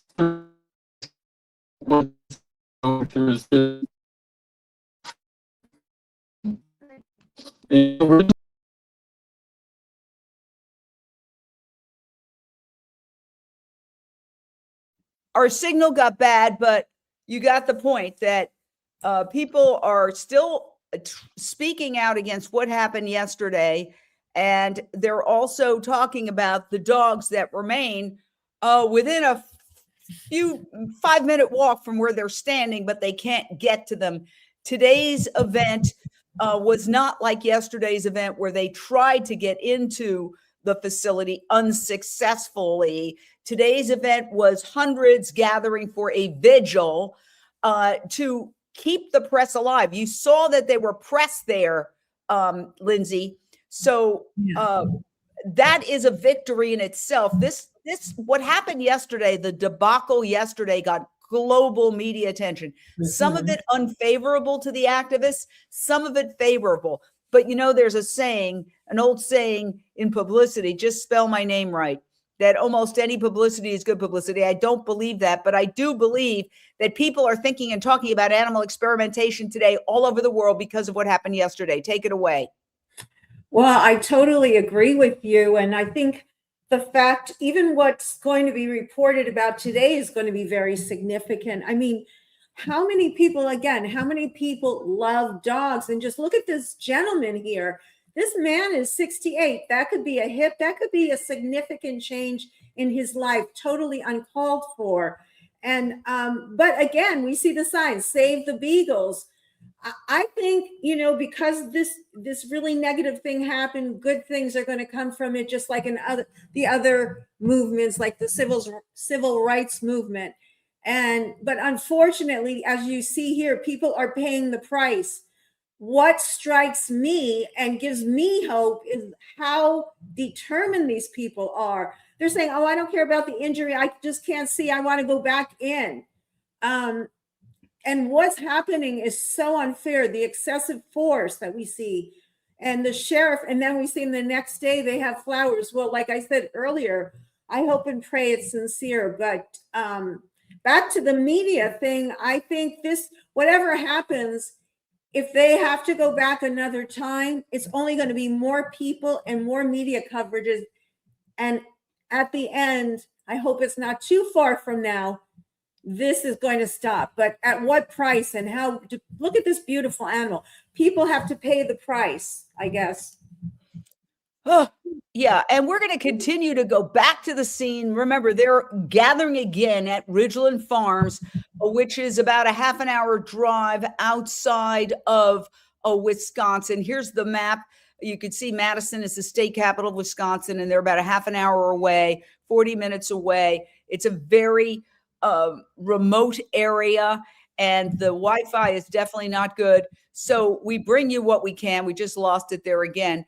But meanwhile, we want to bring you finally the comments of two Dane County, this is Dane County, Wisconsin, two Dane County supervisors who spoke yesterday after the melee, after the tear gas, after the rubber bullets.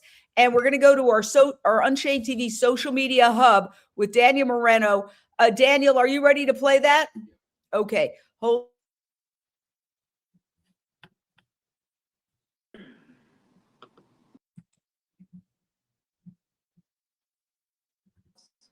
So I spent most of the day up north dealing with a flooding situation. So I'm sorry that I'm arriving late to our glorious party here. I went the speed limit at the sheriff's office is missing all the way down 151 from up north.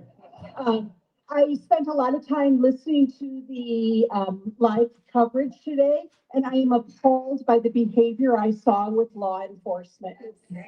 Absolutely appalled. Law enforcement today, to me, protected the abusers and not the abused. The fact that they used chemical weapons against rescuers of abused dogs makes me angry and sick. Shame! So much shame. We have a history of unjust laws in this country. There are a lot of unjust laws that allow this abuse of dogs and other animals to happen. Unjust laws need to be stopped. I will do whatever I can, policy-wise, to get these laws changed. It is time for animal cruelty to end. There is no reason why animal cruelty should exist. We no longer live in the 1920s or the 1820s. I believe in science. I married a scientist. Science has the answers to get all of this medical advancement without harming any animals.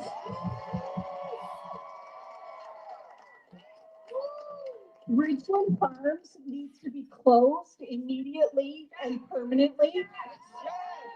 I stand for justice. I stand with you and I stand with these amazing dogs. Let's keep up the fight.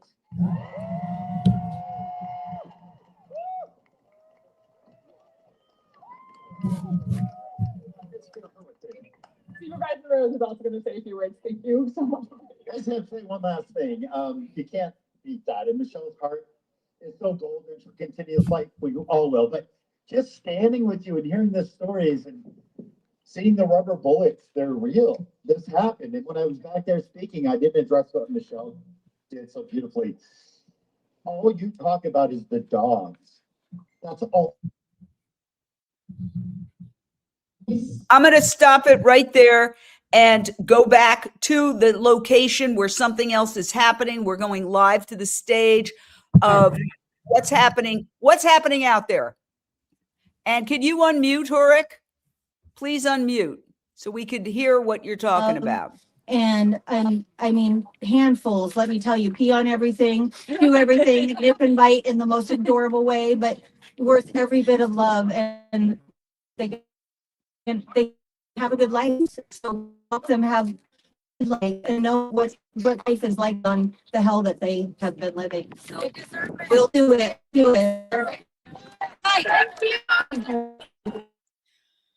You know what? It's very bad.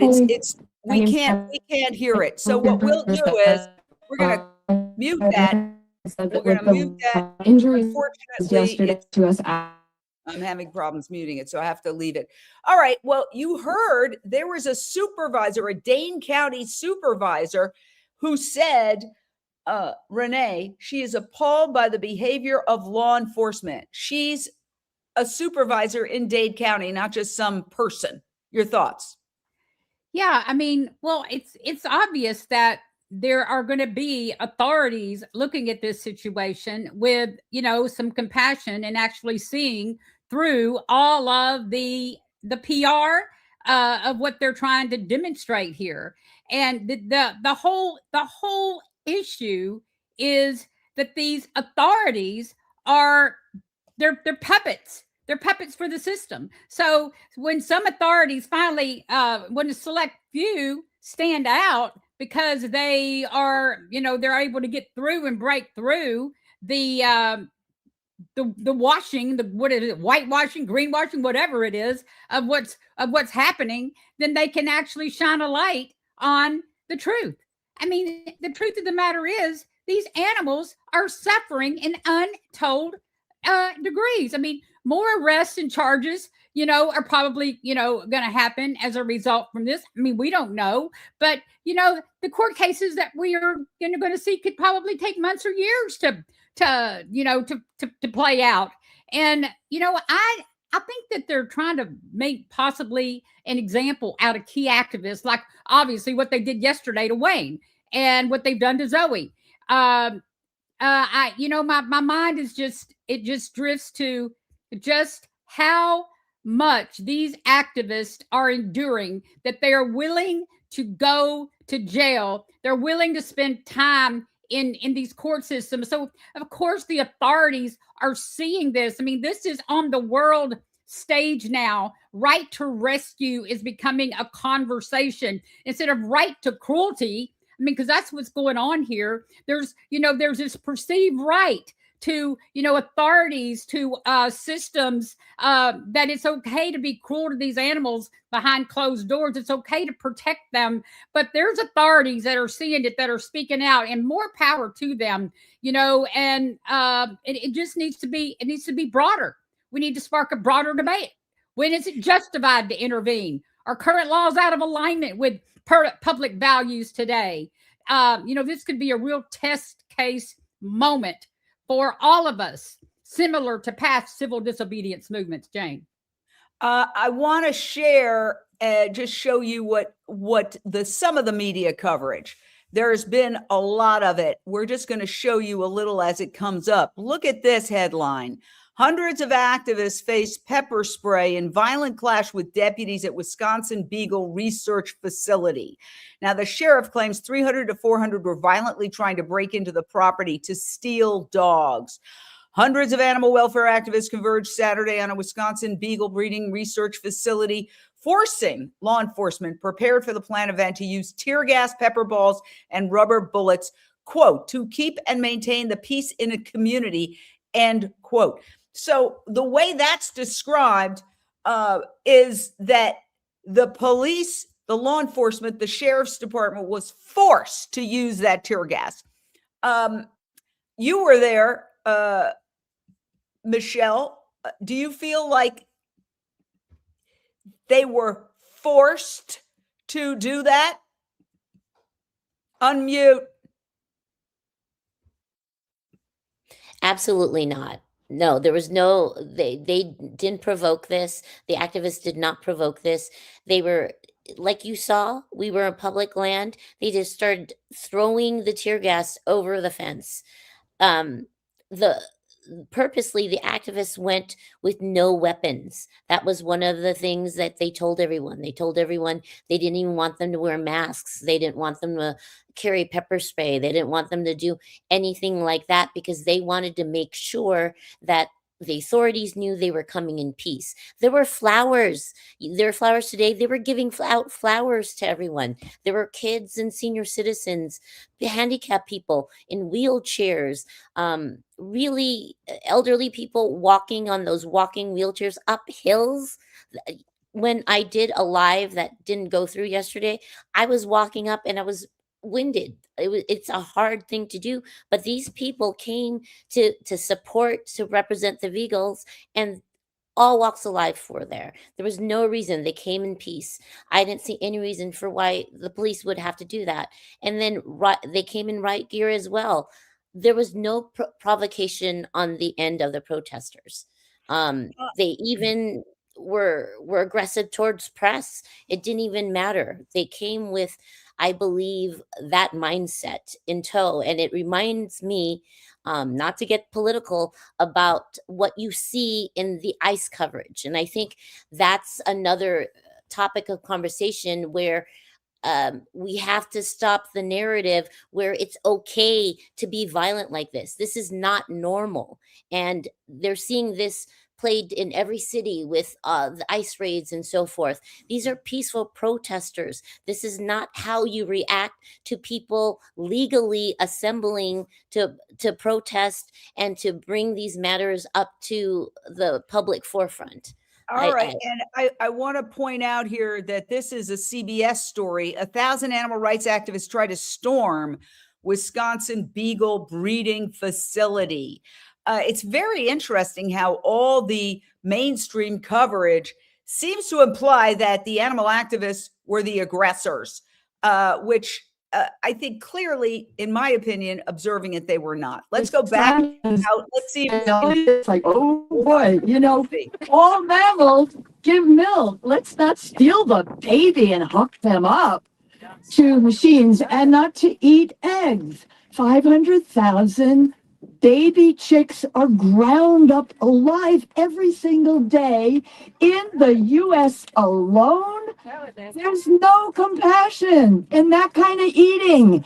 And any animal protein, including eggs, is the wrong kind of protein. Anyway, thank you all.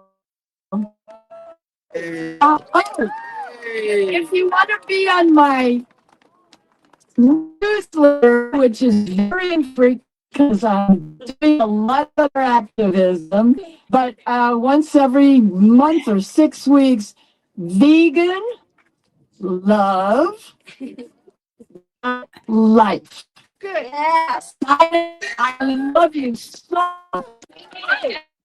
All right. Well, we're going to have to, I can't mute it. Can you mute yourself? Because it's very hard to, I guess we have to keep removing and bringing her back because I can't mute and it does get a little funky there.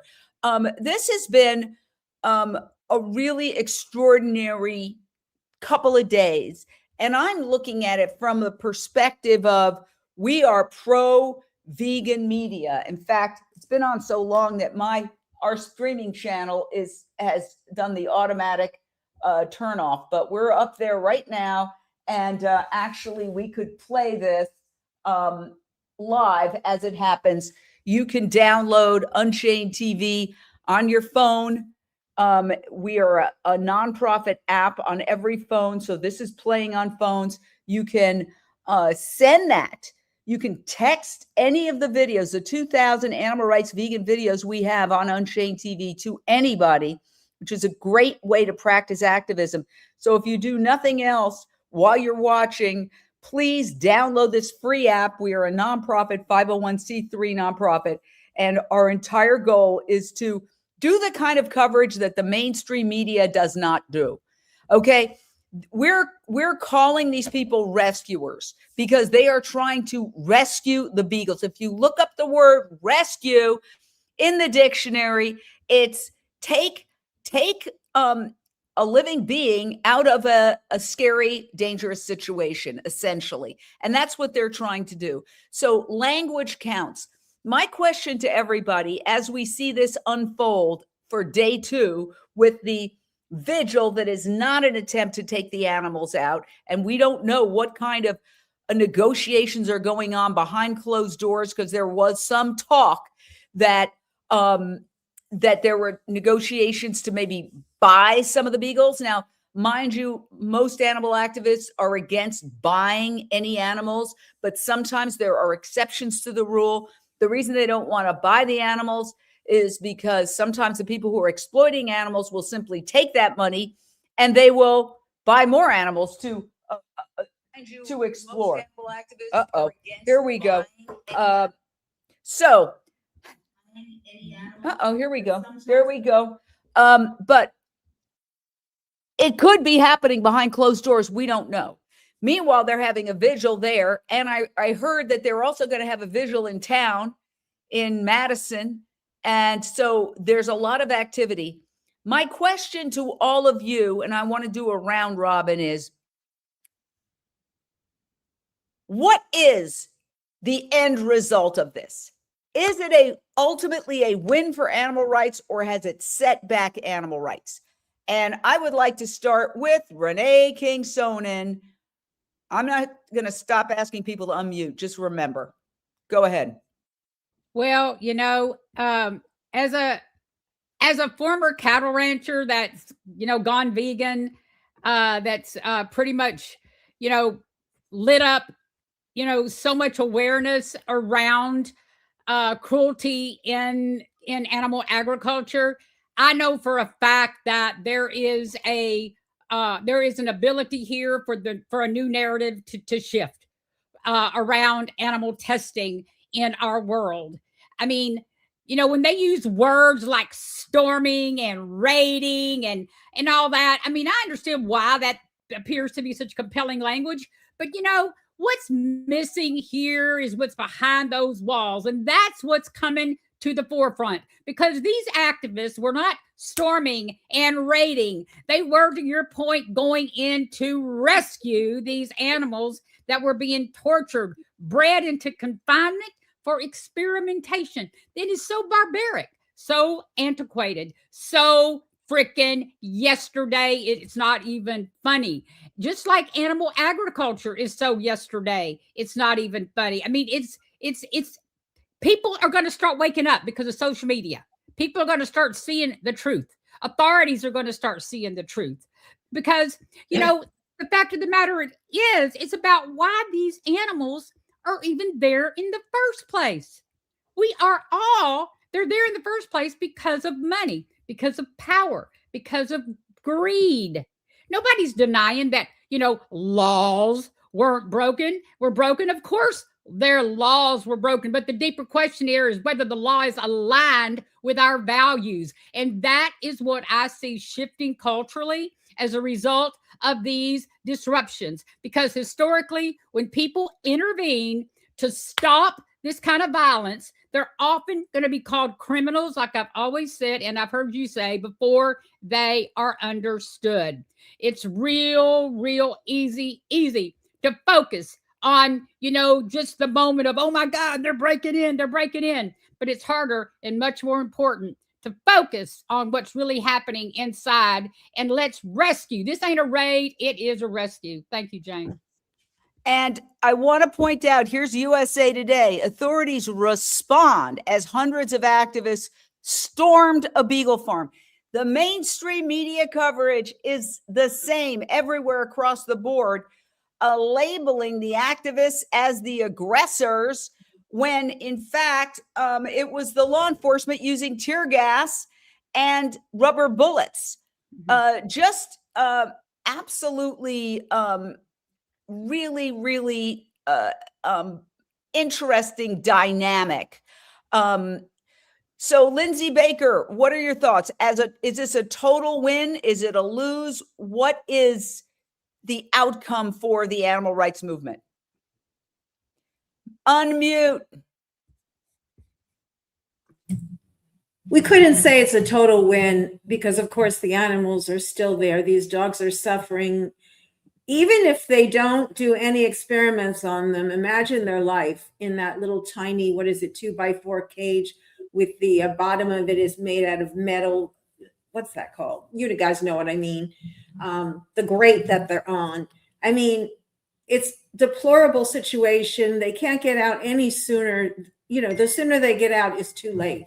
But it is a big win because it keeps the movement is continuing to grow. The publicity is growing. People are becoming aware and educated, just like we saw the policeman talking to our reporter, Hurik, on the scene earlier. All of that is a big win. And that's just a tiny little minute part of it, because you see activists like Gary Yourofsky and Jamie Logan and on and on and on. I don't want to start naming names that, like you say, Jane, you'll leave someone out. But this is spreading like I don't want to say virus. What's the other word? Like a pop star or something wonderful. It's just going to keep growing. And, you know, it's tough and it's not light. It's not easy. But there's only one direction that this is going to go. And I just pray that it goes that way, sooner than later. I like this one. I'm just popping up a lot of different headlines, and you could say they made Newsweek, they made USA Today, they made Time Magazine, they made CNN. Again, why is it that animal rights activists have to either get arrested, risk prison, or get naked to get any mainstream media coverage? I've been saying this for years, and it's unfair because when things are said in a calm, reasonable manner, no reports. But when things get crazy like it's gotten, then we get the reports. So that, I think, is a media bias. And I don't think it's fair. But I will give Newsweek props for, I think, being a little bit more measured when it says pepper spray, rubber bullets fly as activists raid Beagle Research Facility. What they should have said was tear gas, because it was tear gas as well, which is, I think, stronger than pepper spray. But at least they started with that, as opposed to, you know, activists storm and police respond.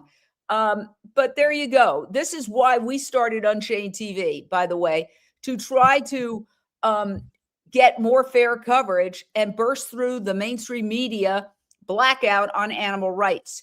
But I personally think Well, let me go to Michelle first. As our social media director, what is your takeaway on whether it's a win or lose for animal rights, these series of events? I believe it's a win, even though these articles and these headlines are slanted. They're in them. Newsweek, CNN, New York Times. The fact that the public is talking about it, that it's in their consciousness, that's how we change everything. Once people start to talk about it, what is the saying? They make fun of you, and then they make fun of you. They get mad at you, and they fight First with they you. ignore you, then they Yeah. laugh at you, then they get angry at you, then they accept you. Exactly. And that's the process that we're going through. I believe that it's a healing of consciousness. People are starting to be open to it. My friends who love animals, they're starting to ask me, like, why are they so upset about the dogs? They're like, you don't know about the beagles, the most docile animals that they pick for these lab testings. They're like, I was describing them. Oh, I don't want to hear that. They're really they're operated on without anesthesia, that they're giving toxic chemicals to test fabric cleaner or household items that they don't even need to. It's medieval, and then they're more open to it. So the fact that it's in the conversation, that it now people are starting to really look at it in a different way. Unfortunately, all of this is happening, and to be part of it yesterday is always going to be traumatic. But I think in the long run, what is happening is that we're going through the motions of transition and change.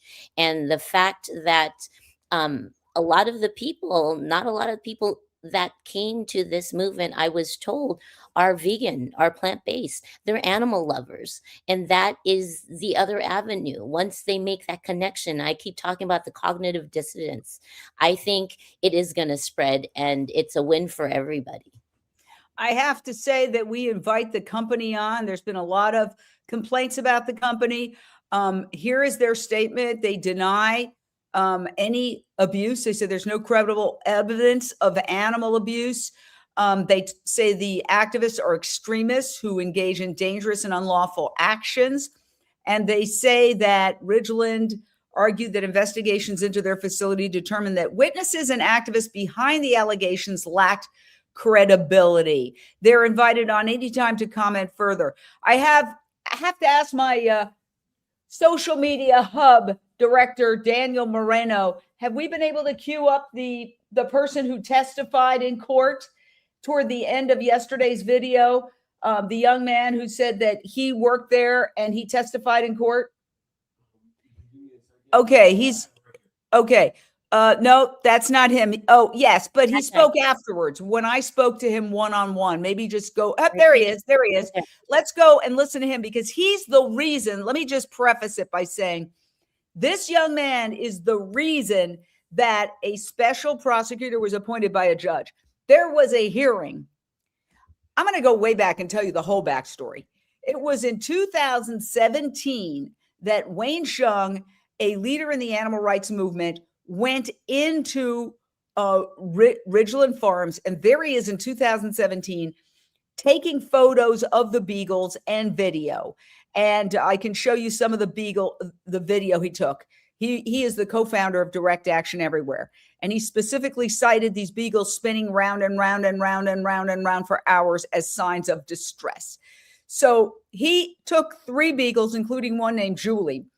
He was initially charged and he was going to go to trial in Wisconsin. On the eve of the trial, they dropped all the charges suddenly.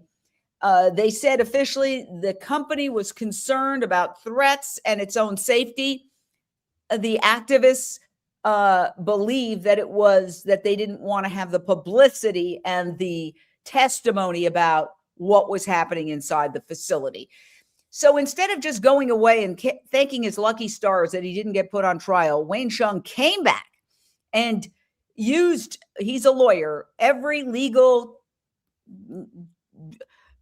strategy that he knew to get a court to hold a hearing on what was happening inside, allegedly, Ridglan Farms. And at that hearing, which Unchained TV was the pool camera, so it is on the Unchained TV app if you ever want to watch it, There was testimony. Now, here's the young man who testified. Let's listen to this exchange and we'll talk about it on the other side.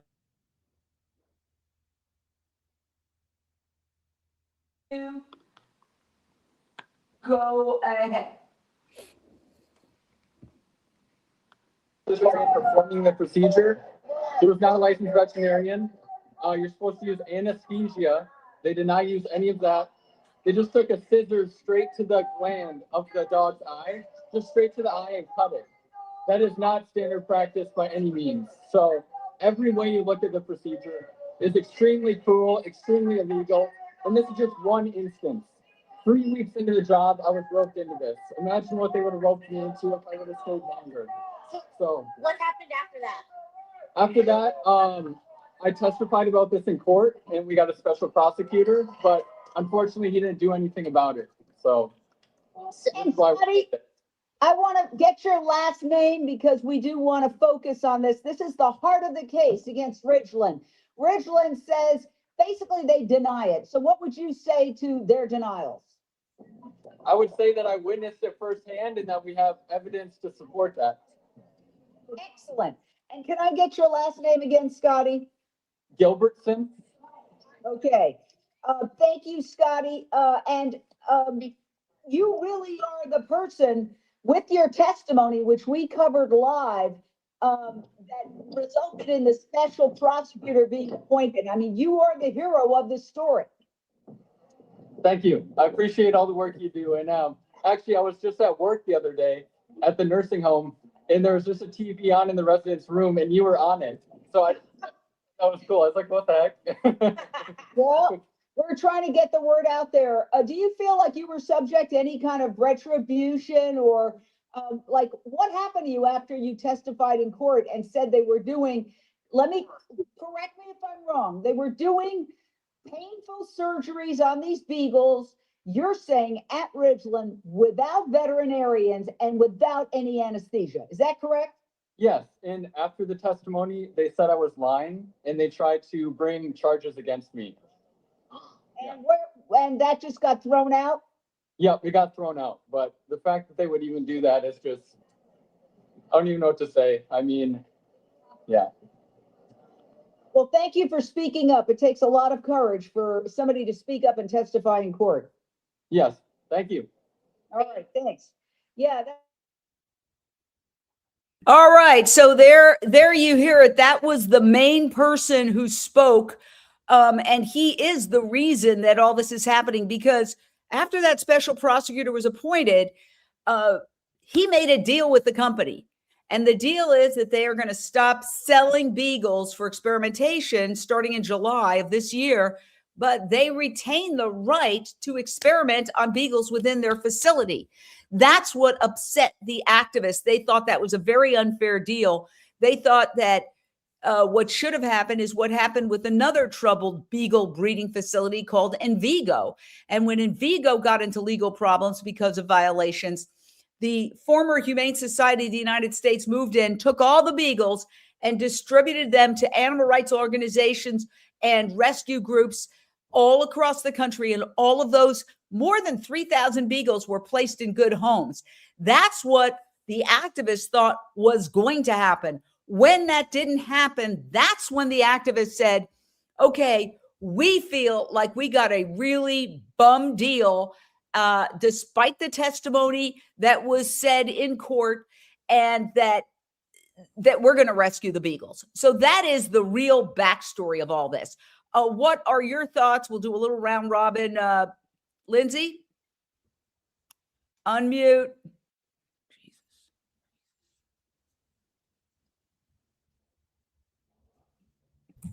I got it. Go ahead. I think every time the authorities take action against this movement and these individuals, it backfires. And this will backfire when people see this. And what are these people doing? Oh, are they just being violent on a college campus? Is there some bill in Congress they don't like? No, they're fighting for decency towards our best friend, man's best friend. I mean, if we can't, it's like the next step is our children. I know that sounds horrible, but if we can't protect our animals, or, you know, if we can allow people and a corrupt government to get away with this for greed, paying off, you know, authorities to run this type of business, it always seems to have been corrupt. I don't want to speak just in generalities, but any organization that uses animals as things ultimately is causing extreme abuse. And it's just, what is the degree of abuse they're getting away with right now? And this place is being called out, and there will be change. The activists, look at these people. I mean, they totally have no weapons. They have nothing. And they're willing to stand up, and then they go back in. So these people know look at that. I mean, it's just insane. The inhumanity we're seeing, and the dog on that iron grate. Imagine living in there. It's just, what's happening in our society? When does it stop? Where does it stop? It has to stop here. Okay, we're going to go back out to Hurik, adding her to the stage. Give me 1 second. Hurik, what's going on? Unmute, please. Go ahead. What's happening, Hurik? Hey, Jane. So the vigil at Ridglan Farms is completed. Now we're walking to our cars. At 2:30, we're meeting at the Capitol Hills for a second vigil or demonstration. And I don't know exactly who's going to be speaking there, but hopefully we will have some dignitaries from the local area to come and support. But we finished the vigil here. Had to sadly tell the dogs to hang in there. What's going through you right now? What are you feeling? Deep sadness, because I know that they're still suffering, and I know there are many animals in many laboratories all over the country and the world that are suffering. And what saddens me deeply is that still the public thinks they have to choose between a dog and a baby. And that's, in my opinion, what allows these atrocities to go on, because people think they have to experiment on beagles. When we know, or rats, doesn't matter. When it's been proven by scientists, there's so many facts that these animals are different from us, immunologically, physiologically, genetically, and that this research is bogus and it's unscientific. And I wish somehow this message could be impressed upon people so that they understand that this is a nonsense. The cruelty to the animals is hidden behind secret doors. And as I said earlier, a facility like this in this beautiful hillside area in Wisconsin, it's called Farms, Ridglan Farms. How more deceptive can a corporation be than to call a torture chamber for beagles a farm? So there is a part of the deception on the part of the corporation. And then, of course, the media, and then, of course, the universities, the whole medical industry, who benefits from sick people, who does not want to see people off drugs. And these drugs tested on animals, they react differently. We don't know how human beings are going to react until after humans are, subjected to some of these medical treatments. And FDA pulls off the shelves thousands and thousands of animal tested drugs every year after they've been tested on animals, allegedly found to be useful, and human beings start taking them, and either they are harmful to humans or they're worthless, and they pull them off the shelves. But by then, the animals have already paid the ultimate price, and the human beings too. We need to demand that these atrocities be stopped, not just because it's horrific for the animals. There's no question about that. But also, it's not science, it's waste of money.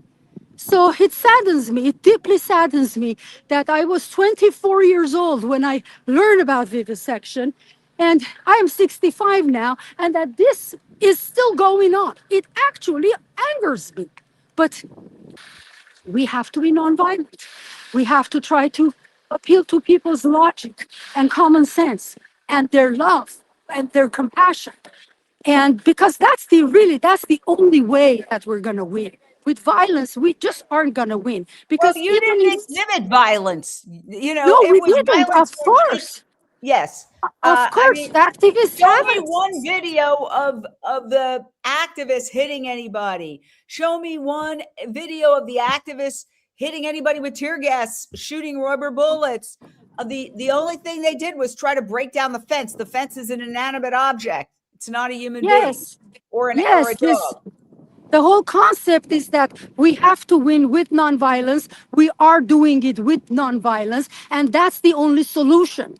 Nothing else will ever work. Anyway, even if we had the dream of being violent, which we don't, it's not in our nature, because Let me we are ask you a compassionate people. I got to ask you a question. How many people showed up there today, and what's going to happen later today? Well, I think there were a few hundred people that showed up today, and the people are now leaving, as you can see the cars, and we are going to the Capitol Hill. There's going to be an event at the Capitol Hills, a protest or a demonstration, and then after that, there is going to be a gathering, an assembly in a hall where activists are supposed to go, and I believe it's a brainstorming session where they're supposed to talk about, what their opinions are, what the solutions are, and work on the next nonviolent steps. Any word on Wayne Shung, who is the leader of this entire movement? Here he is being photographed as he did the initial undercover investigation into Ridglan Farms in 2017. Any word on, he was jailed at the start of this event. Any word on what's happening to him? Could he be released? What's going on? This morning, I asked one of the DXC individuals, and they said that he was in jail. And as you heard, the FBI had been questioning him. So, and I believe there are other activists as well. I don't have an update as to how many of them have been released or what the status is. But a number of activists were handcuffed yesterday and, arrested. Yeah. Now, according to the New York Times, I'm going to go back to the New York Times article. I'll pull it up. It's so nice that we can share our screen and show this. But here it is. According to the New York Times, it says here that 26 people were arrested, but they're quoting activists. So I don't know that the activists are accurate. And they're also saying, I want to zip through those photos because they don't belong to us and we don't want to show them. But what they said was that Wayne was charged with burglary, I believe is what they said. I'm going to check that out and take this off. But I believe they said that Wayne was charged with burglary. I'm wondering if they can keep him. We all know living in big cities, people are charged with serious crimes. Michelle, you've covered crime as a reporter for years, and they're let out within 15 minutes. It's one of the big complaints against our criminal justice system, that people who stalk women, who assault people, who steal things, steal cars, whatever, they go to court and they're immediately released. So how long can they keep Wayne Shung, in your opinion? I absolutely don't know. And you're right.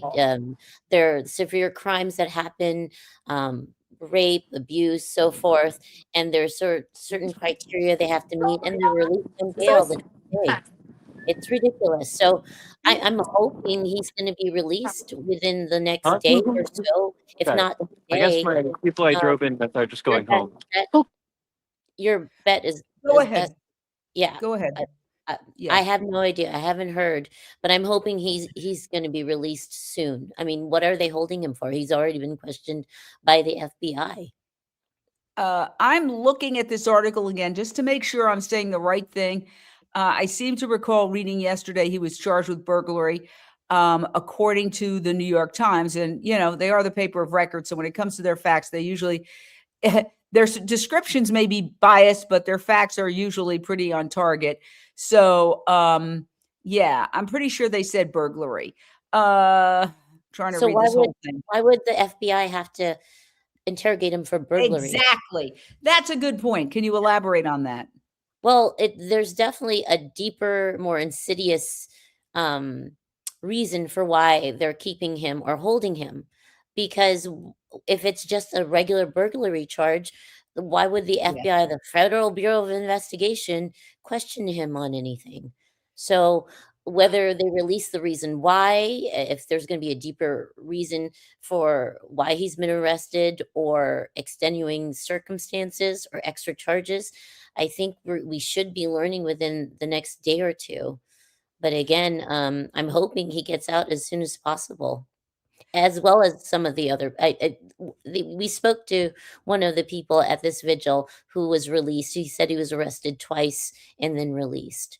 There were even people yesterday that were zip tied for no reason and then released moments later. Just like hogtied for no reason. I interviewed some of those people. Okay, I'm going to go back to Hurek. Okay, Hurek, what have you learned?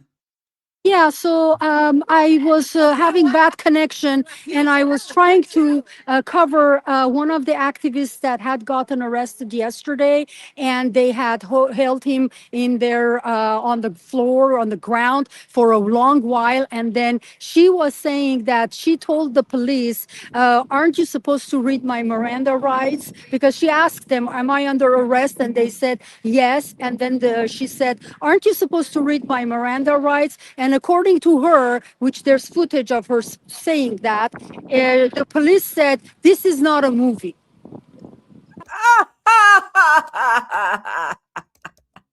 This is not a movie. That's not a good line. That Yes, you only so- read your Miranda rights in movies? That's Wow. what she said on stage today, about an hour ago. I'm sure other people had her on tape, but I was not able to go live with her because of the connection. What's your reaction to that, Renee King Sonnen? No, I thought it was a shot. Unmute. Oh, for Lord's sake, everybody. Yeah, so they unmute, didn't read the please. Miranda rights, you know, we're not in a movie. My gosh, you know, no, this isn't a movie. This is playing out in real time. Animals are being abused left and right. And it is, you know, the real cameras, the real action in all the media all over needs to be what's going on inside those closed walls. You know, why is this even legal in 2026? The real question is we need to start framing the narrative here. Why is this legal? Why is it legal to torture animals and to criminalize rescuers? And instead of calling them rescuers, calling them, you know, terrorists, or they're raiding, or they're storming, or, you know, why can't they frame the truth? They're lying to the public, and they've conditioned most people to believe lies. Most people live in a belief system like the Matrix, where they're walking around day in, day out, plugged in to the system. And it's time for us to break out and start asking these tough questions. Why is this happening? Listen, 2026. by the way, I'm here with my Beagle mix Wednesday, and you could see how docile she is. She's a very good girl, and she would stay on my lap for hours, whereas I have a Jack Russell. My Jack Russell would last 5 seconds and would be like, get me out of here. This is why they use beagles for experimentation, precisely because of their docile nature. And this little girl, if somebody were to say, I'm going to perform, am I boring you, Wednesday? If someone were to say, we're going to perform eye surgery on this dog without anesthesia and we're not a veterinarian, oh my gosh. Now, that is a very serious, you just heard the person who testified to that in court. You heard it right here on Unchained TV. And again, we invite Ridglan Farms on anytime. They contend it didn't happen. However, a judge heard all the evidence and appointed a special prosecutor. And where it broke down was when the special prosecutor made a deal with the company that allowed them to avoid criminal prosecution if they agreed to stop selling beagles for experimentation. So far, so good, according to activists. But then it went further and said the company can continue doing animal experiments in its own facility on beagles. That's when the activists said, we're going to go in and get those remaining 2,000 beagles out. So you can see now that we have our team of activists combined with journalists. They're driving together, they're carpooling, heading back to Madison, Wisconsin. And there's going to be more action in approximately, very soon. At 2:30 p.m. Central, which is 12:30 Pacific, they're supposed to start a rally in the Capitol. So we will have people there, hopefully covering that momentarily. And I want to say that everybody's doing an incredible job. And, everybody here is just working around the clock. I know Michelle slept about 2 hours last night. I slept about 4 hours. We're all really doing everything we can to get fair media out there. That's what Unchained TV is. It's fair media for animals. We don't consider animals things, just like MS has its viewpoint and Fox has its viewpoint and CNN tries to be in the middle, but they also have their viewpoint. Unchained TV, our viewpoint is that animals are not things, okay? And that we have to defend their rights just like children. Children's rights, the rights of children are defended. And that's how we look at them. I look at them as children. They're like children. She is just like a little girl. And so that's the difference. They're not property. And I don't believe animals can be stolen. I think, sure, God forbid. I see it on Nextdoor all the time. Somebody just left 6 puppies in a car in a grocery store not too far from where I live, and they were stolen out of the car. Yes, I think in that context, assuming that they weren't suffering in there and dying of lack of oxygen to break in and steal those puppies, that is theft, because the person who had custody of the animals wasn't abusing the animals. If the person who had left the dogs in a car had left them in a hot car and they were dying and they were in distress, then if you broke in and took the animals, you wouldn't be stealing them. That's the difference. That's the difference right there. Okay, Wednesday, I'm going to let you go down. So, those are words count. And as you could see, our team headed in Wisconsin, live in Wisconsin, to the next event that's scheduled to start soon. We will continue bringing live coverage. Yesterday, we were live for 9 hours across multiple platforms. And we're going to continue our coverage. I believe this is one of the most important moments in animal rights history. My personal belief, I asked all of the panelists, but my personal belief is that it has to get to this kind of boiling point for the powers that be to really pay attention. The National Institutes of Health has been pleaded with for decades. Stop these ridiculous taxpayer-funded experiments so that these so-called scientists torturing these animals in laboratories across the world can live in their McMansions and get really huge salaries, and the universities can get a cut. Nothing. But then things reached a boiling point, and recently the NIH has made a commitment to phasing out animal agriculture. That's official. So if the National Institutes of Health, the largest funder of animal experimentation in the world, has made a commitment, a public commitment to end animal experimentation as backward and a waste of money in the 21st century when we have artificial intelligence, quantum computing, organs on a chip.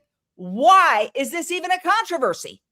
We're going to go out now to activists who are riding in a car on the way back to Madison, Wisconsin. Bring us up to date. What's happening? Yeah, next up, we're going to go back to the Capitol. I was just talking to some police there on the scene. They had come out to just chat for a couple of them. And, the people, the deputies there feel that they have the ability to do anything directly. I'm not so sure that they're right about that. I think if they really pushed. But the people at the very top, they have the ability to do things.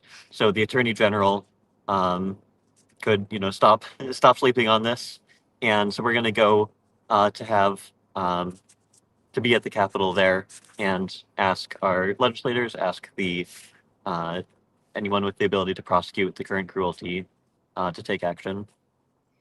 I just want to tell our social media hub, we're getting a request. Can you share the link to the petition? Apparently there's a petition either on the Simple Heart or DXC.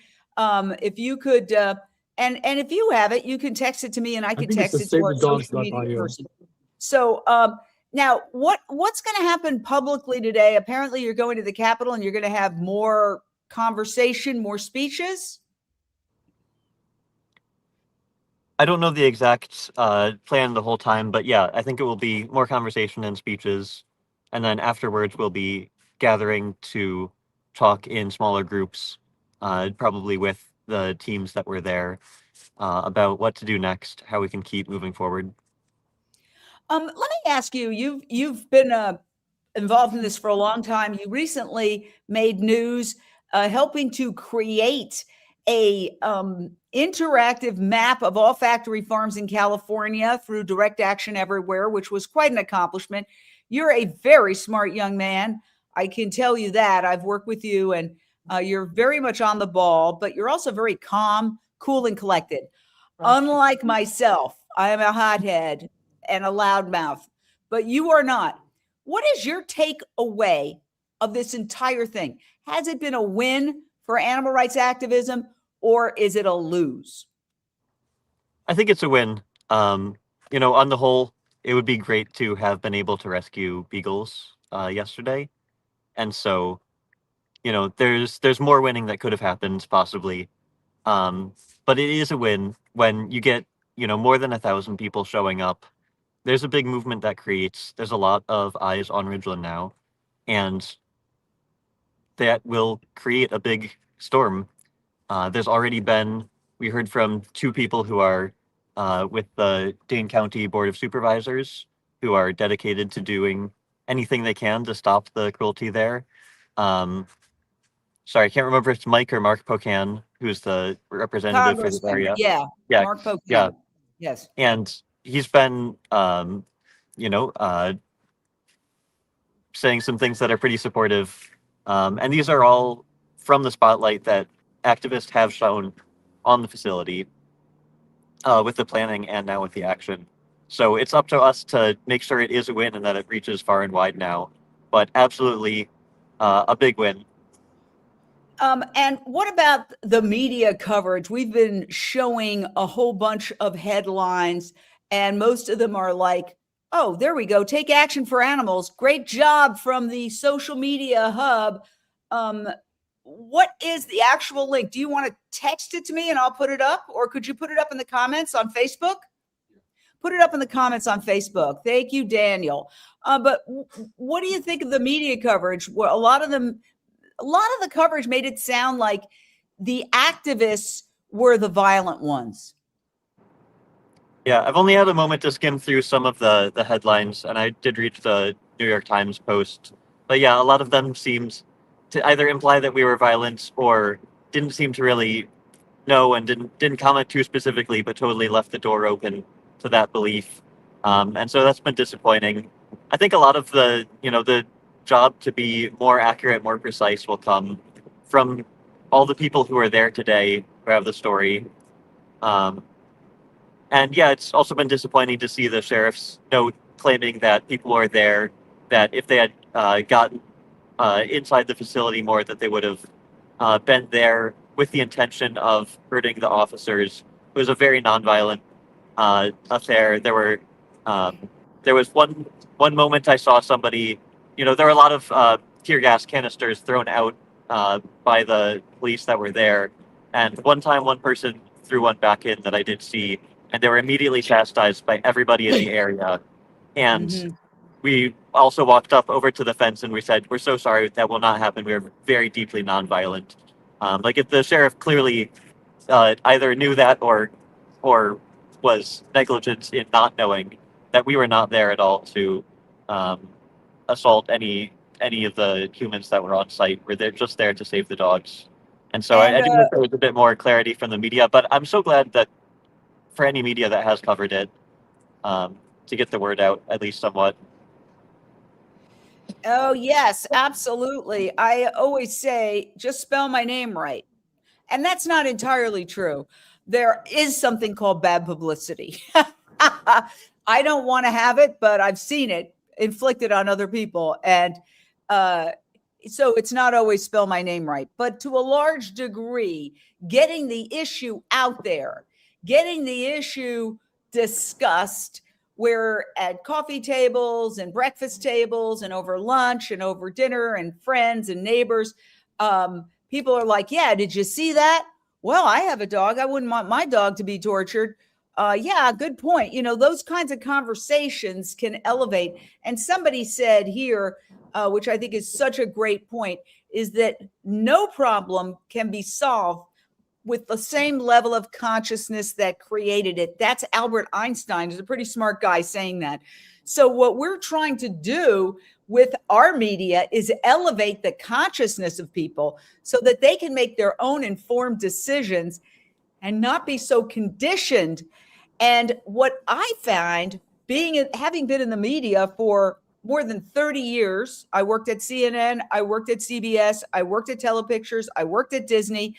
And I can tell you, while I work with wonderful people and I am grateful to all of them, they're not on the forefront of change. Mainstream media reflects, I would say, not the most backward mentality, but definitely the backseat mentality. They're not on the forefront of looking at, for example, the horrors of animal production for food. No, they have hit shows that show how to make all sorts of meat products, but they're not showing like how that's impacting our planet, the suffering of the animals, how it's leading to deforestation, habitat destruction, wildlife extinction, human world hunger, and climate change.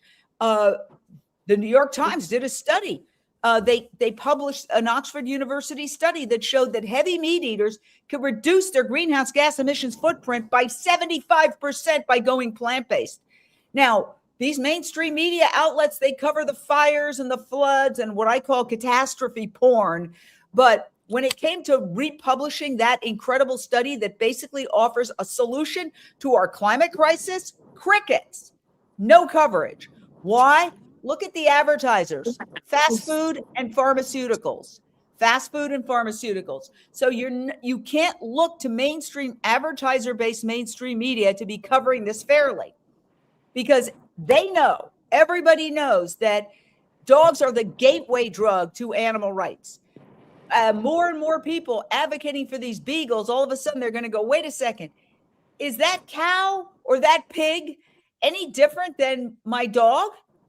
No, in fact, pigs are a lot smarter than dogs. So they're very threatened by this issue.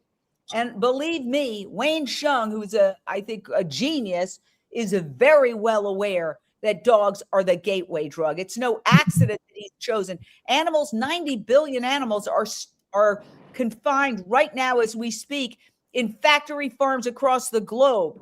Cows, pigs, chickens, turkeys, goats, and lambs, they also deserve rescue. Wayne focused on dogs because dogs are the gateway drug to animal rights. And all those thousands of people showing up there, you can tell me they weren't activists, right? You were talking to a lot of them. They're not activists necessarily. They're not vegans, all of them.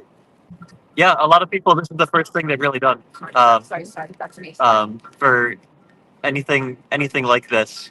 Yeah, I know a lot of people were just people who have, volunteered at shelters, taken in dogs, or really just had no connection at all directly, but they just cared about dogs. Well, very good points. Okay, well, we are, when we arrive, are you going straight to where they're doing the next action or speeches or whatever? So how far away are you? We're about 25 minutes out right now. Oh, dear. Okay. All right. So we're going to let you drive for a while or put you on mute. And thank you so much. You're really amazing. We really appreciate you. What a calm, cool, and collected young man. I'll have what he's having.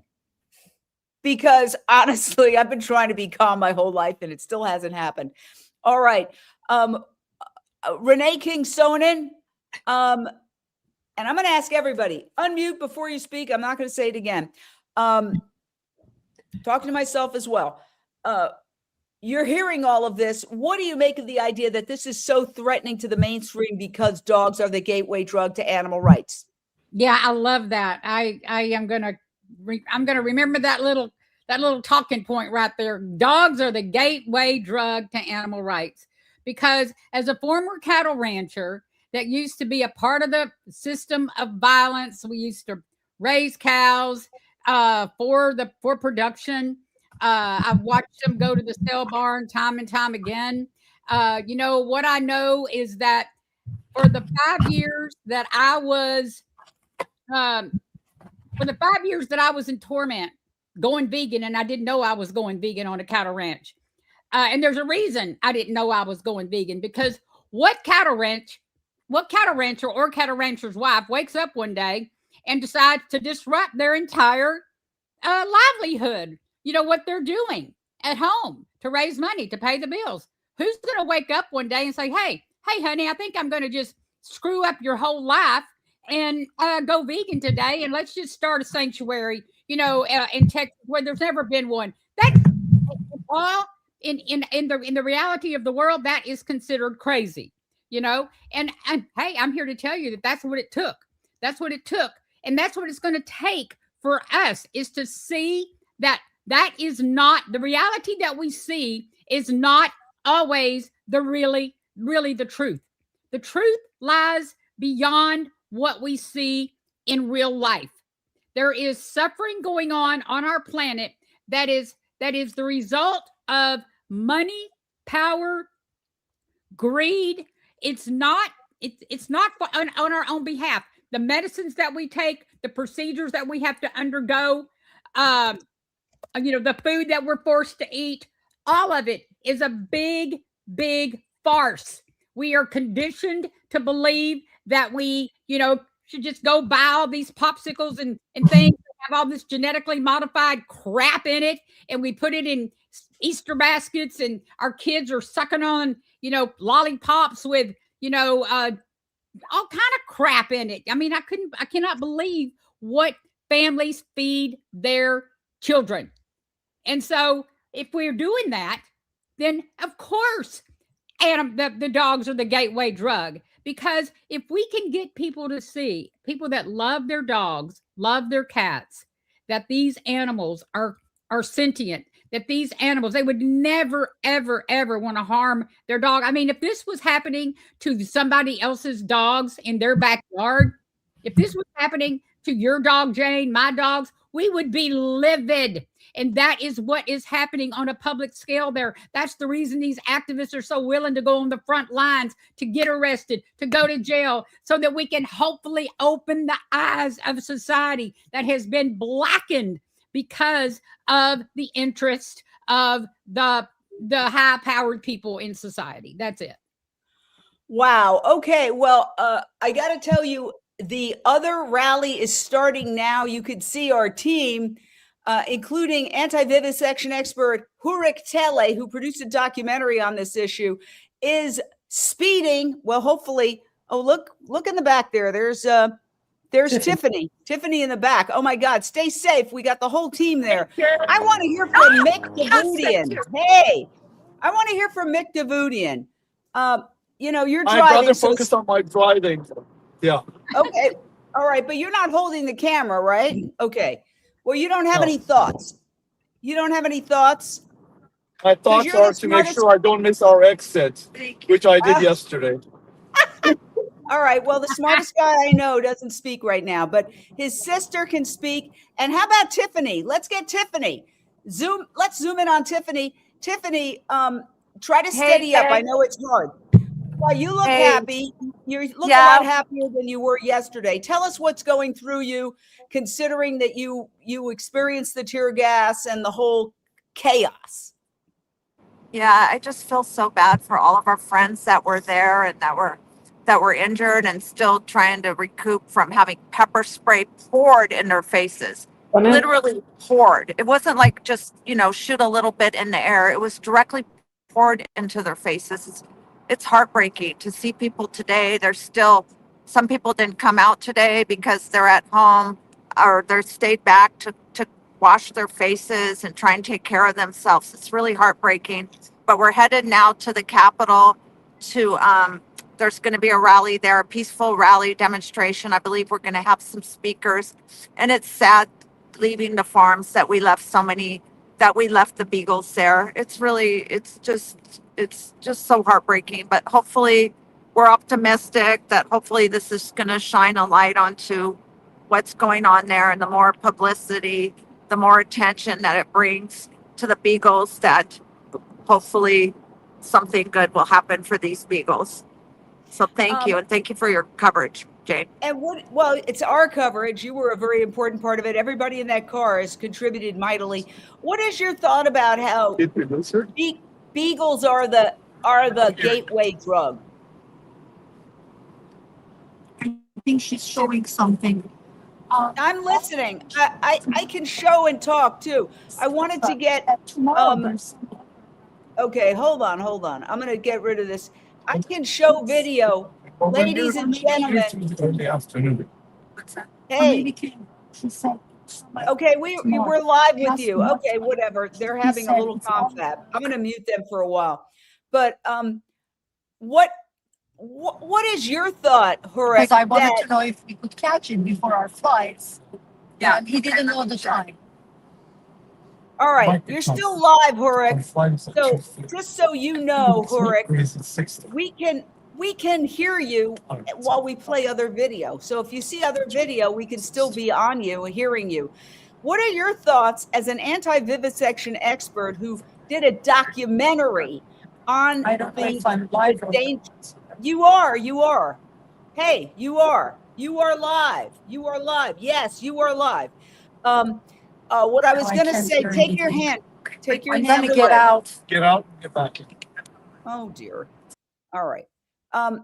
That's live television, people. It happens. It's very hard to see sometimes when you've got your little camera, whether you're live or not. Get out. You're live. You're live. You're live. Can you hear? Can you hear, Horace? Can you hear? I can't. Oh, you can't hear. Okay. Something just in. Wait, did you go out? No, I'm trying to go out. All right. Okay, we'll get back to them. But I will say that look, I've been involved with animal rights media coverage for 35 years at least. And I can tell you that things are to a certain degree getting better, while simultaneously things are getting worse. The number of animals being killed in factory farms, in laboratories, it's increasing. Also, at the same time, I think public awareness of this issue is increasing. So it's kind of like Charles Dickens said, it was the best of times, it was the worst of times. I will also say, looking back at social justice movements, which I'm no expert, but from what I know, things had to get really bad before there was an inflection point. If you look at, for example, slavery, it got really, really bad, millions and millions of people enslaved, and then there was a civil war, and then slavery ended. When you see what happened to women, when women were treated as chattel, it got really, really bad. You know, in the Victorian era, women had to wear girdles that sometimes would cut into their bodies and they would faint because they had to have that perfect hourglass figure, even if it almost killed them. And so things have to get really bad sometimes before the change happens. I feel that that's what's happening now. And I also feel that climate change is a factor. We just put out a documentary. We premiered it at LA Climate Week. It's going to be on Unchained TV later this week, once we're wrapped with this coverage, called The Climate Healers, that talks about the contention, and it's a very good case is made. That the only thing that is going to prevent a climate apocalypse is a global transition to a plant-based diet. So if we look at it in that context, and then we see that dogs, so many people have dogs, so many people love dogs, so many people get that dogs are sentient beings like their own children, that whereas dogs are the gateway drug to animal rights that could result in them becoming vegan and shunning leather, shunning fur, shunning products that are tested on animals, that this is an extraordinarily important moment. So let's go back to Hurik. Hurik, we can hear you. Can you hear us now? Yes, can you hear me? Can you hear me? I can hear you. Dear God, I've been trying to tell you that for a long time. Sorry about that. Go ahead. We're talking about. I just navigated generally to the center of Madison. Okay. You guys are on the way to the next demonstration. We're going to cover it live. But my question to you is, as an anti-vivisection expert, do you consider dogs the gateway drug to animal rights?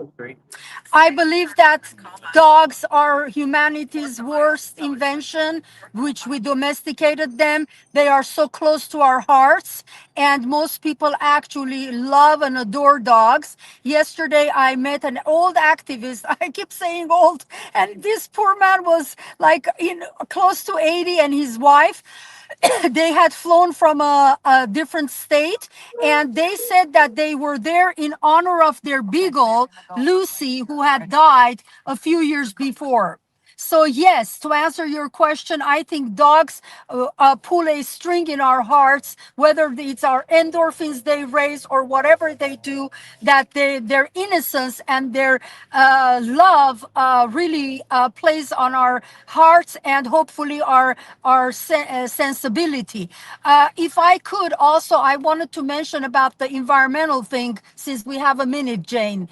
The global warming and the environmental pollution, we know that there are tens of thousands of chemicals that are in the marketplace, and these chemicals, whether they're industrial, commercial, personal care products, I mean, just about chemicals that go into making of film products, there are thousands of chemicals, okay? These chemicals are tested on animals before they are marketed. And the reason they're tested on animals is not because of finding whether they're safe for humans or not, or for the environment. It's because the empire, the chemical industry uses animal research as an alibi, as an excuse to pretend and to make people believe that these products are safe. So they say, oh, listen, we already tested these animals on dogs and rats and mice and whatever, and they're safe and they're okay for you to use. And we believe that, oh, it's okay to use these tens of thousands of chemicals in our lives, in our daily usage. And that's a huge contributor to environmental pollution. And then a lot of the environmental laws and regulations are also based on animal testing. All the LD50s and the air pollution acts and the safe drinking water levels and the pesticide levels that are supposed to be protecting the environment and the consumers, these are based on animal test results with the insanity. So animal testing has a global implication. Okay, stand by. We're going to get back to you, but I know Renee King-Sonnen has something to say, and I unmuted you. Go ahead. No, I was just going to say that this entire industry is going to be shut down. The handwriting is on the wall. July 1st cannot come soon enough. The impact of what is happening around the globe right now because of what a brave activist like Horik and Mick and Tiffany and Michelle and all of the others that are out there on the ground that are putting their lives absolutely in danger. All of these people are setting the stage for global change for animals. It is the gateway drug. And I am believing with my whole heart that 2026 is ushering in a moment like we both know from years ago when we said vegan world by 2026. Well, like our friend Dr. Sailesh Rao always said, that doesn't mean that in 2026 everybody's going to go vegan. Wouldn't it be great if it does? But could it be a precursor of a time to come where this is the year that the consciousness of our world awakens to the fact that animals are sentient through this gateway drug? Jane, back to you. Brilliantly said. This is a moment. And you want to say something? Go ahead, Michelle. Yeah, so definitely everyone's saying, and dogs are definitely a gateway drug. During the first rescue, Wayne got so much praise and so much publicity online. I don't know if you know Kaylee Cuoco. She's the famous actress from The Big Bang Theory. She loves animals. She mentioned the Beagle Rescue and how she was for it and would want to go down there as well. And there was another influencer, Ms. Welch. She has a popular podcast that she has over 415,000 followers, but everyone follows her. She also had a long debate with her people on her podcast about the Beagle Rescue and how atrocious and how they didn't know about it. So this gateway drug, the dogs, the Beagle Rescue, it's already seeping into people's consciousness. This is what I mean. Regardless of what happened yesterday, it's a win all around. And we are converting people to think with their hearts and their minds open. Even the sheriffs that they just talked to that took the flowers at this vigil, they are more open to it because they're seeing people with humanity. The whole perspective has changed. Everybody is flowing with love today, and I'm feeling that it's gonna change. The tides are turning. We're gonna have that vegan world in 2026. Right on, Renee. Wow. Well, the reason that's an important point is that Unchained TV did a documentary called Countdown to Year Zero, where the man featured, a brilliant systems analyst named Dr. Sailesh Rao, said, we have to achieve a vegan world by 2026. Then we just put out a follow-up documentary called The Climate Healers that as soon as this is all over, we're going to post on Unchained TV. It premiered at LA Climate Week here in Los Angeles just a week ago. And that basically makes the case that the United Nations, of course, we know has missed the boat when it comes to climate change reversal, because the UN Secretary General has announced that forget about it. It's too late. We're going to go right back. We're shooting past the 1.5 degrees Celsius limit that was supposed to be as set in the Paris Accords. That was the, can't go past that or all hell's going to break loose.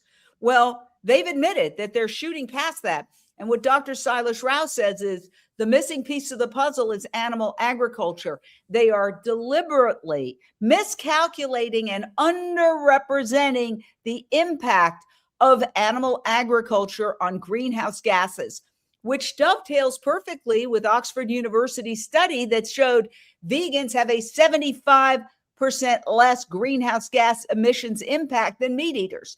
So we have to go plant-based as a culture, if only for our own survival. The planet will survive us, but the people and the animals on the planet may not.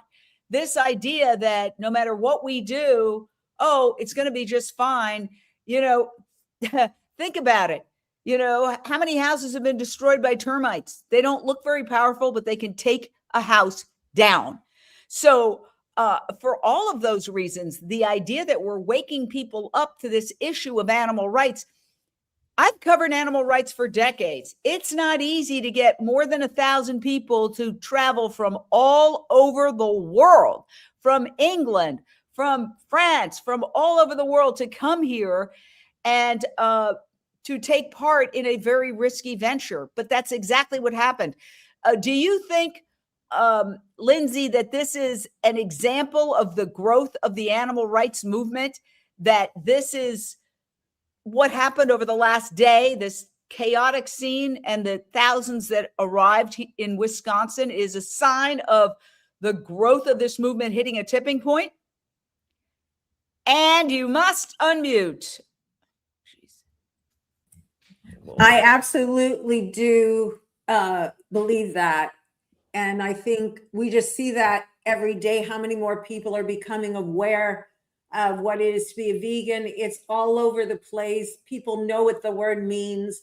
I mean, within the time when I first became vegan, which was, I think, 2016, there was barely any, people barely knew what it was about. And the movement just will continue to grow because, as you say, as the truth comes out, like with the foods that are being exposed, like I really got concerned because even beyond being vegan, I have to say you have to check that label and there should be the least ingredients possible. And that's really hard to do. So the best thing to do is eat fruits and vegetables. And, the vegan diet is the best diet. It's the easiest diet. And it would save the planet. It would feed all the starving people are starving. I'm not going to get into the specifics, but go to Unchained TV and you will see videos such as climate videos with Dr. Rao about climate healers and countdown to year, what is it? I'm so sorry. I'm having a countdown to year zero. That's what I was going to say. That countdown to year zero, you can find out. But anyway, all we're saying is that everything you do has consequences. Look at your heart. Is what is happening to these dogs. Would you want that done to your dog? And go from there. I mean, absolutely. That's the best comment I've heard. Would you want that done to your dog? What percentage of Americans have dogs? I want to look it up. I looked it up for LA recently, and it's an extraordinary percentage have dogs or cats. I mean, literally, it's like the majority of voters. Okay. And voters are what count too. People who vote, people who don't vote don't really count that much. Unfortunately, that's why I say vote, vote, vote. So we could become a very powerful political base if people who have dogs join the animal rights movement. But that's a bit of a leap. I mean, I walk my dogs every day here where I live in Southern California. And there's people shaking their heads because my dogs are vegan. They're super healthy. But, there's people who say, I love my dog, but I can't take that ride. I can't do that. So we're not there yet. There's a lot of people who they have a hard limit on their compassion, and it ends with dogs, and it doesn't go to chickens or pigs or turkeys or goats or lambs, but I think that when people see something like this and they see the numbers of people who came out and withstood tear gas, I think it sends a very strong message. Don't you think so, Hurik, or maybe disagree with me? Absolutely, absolutely. Because it's one thing to be a activist behind the desk, like I was for years, and to try to educate people about animal research or veganism or whatever it is, sitting in your room. And it's another thing, like these brave souls that came out yesterday, and they were going and knowing that their friends were being tear gassed, and they were next getting ready to walk in, and I didn't hear a single one of them say, oh, well, maybe I shouldn't go in. These are the true brave activists that really are willing to do anything possible non-violently. This older gentleman that I mentioned that he had come for in honor of his Beagle who had passed away, I am pretty sure he was not a vegan and not necessarily an activist at all. And he told me that when he heard about these Beagles in Ridgeland, he was willing to risk being arrested. This is an established older guy willing to risk to be arrested, he told me, in order to save these dogs. And he said, you know, media, you guys thinking that we are big media, you guys need to do something. You need to spread the word, because this can't be done just by a bunch of 1,000, even 1,000 willing activists. But I think that I am not really worried at all about the coverage yesterday if it weren't the best impression of our actions yesterday. The fact that there was any coverage at all, to me was a big success, because, you know, for the last couple of decades, I felt that there was nothing going on. There was nothing in the news about animal research. There was nothing in the media, and no activists really that were willing to talk about rescuing laboratory animals.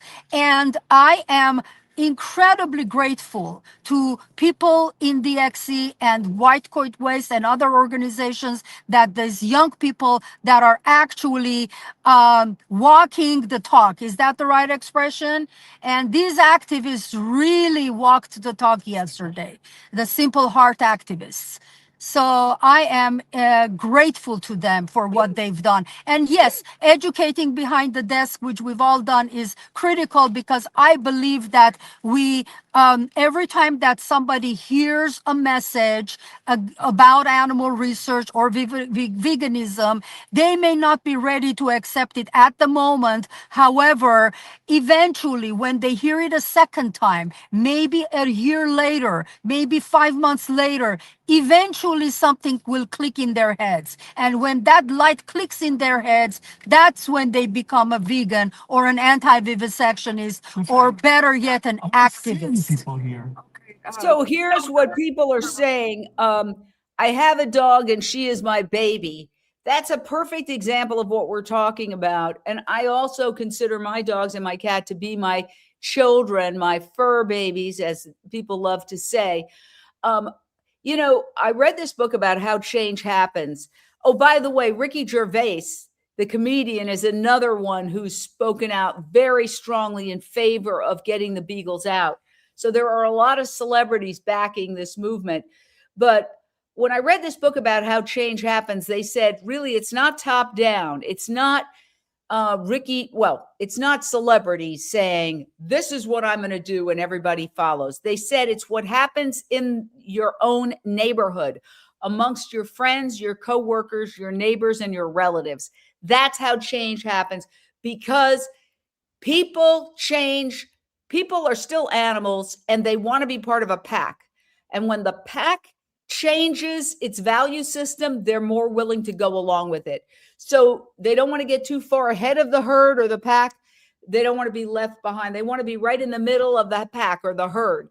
So that they did a study where they used solar power as an example, and they came to people and they gave them different reasons under different guises of why to go solar.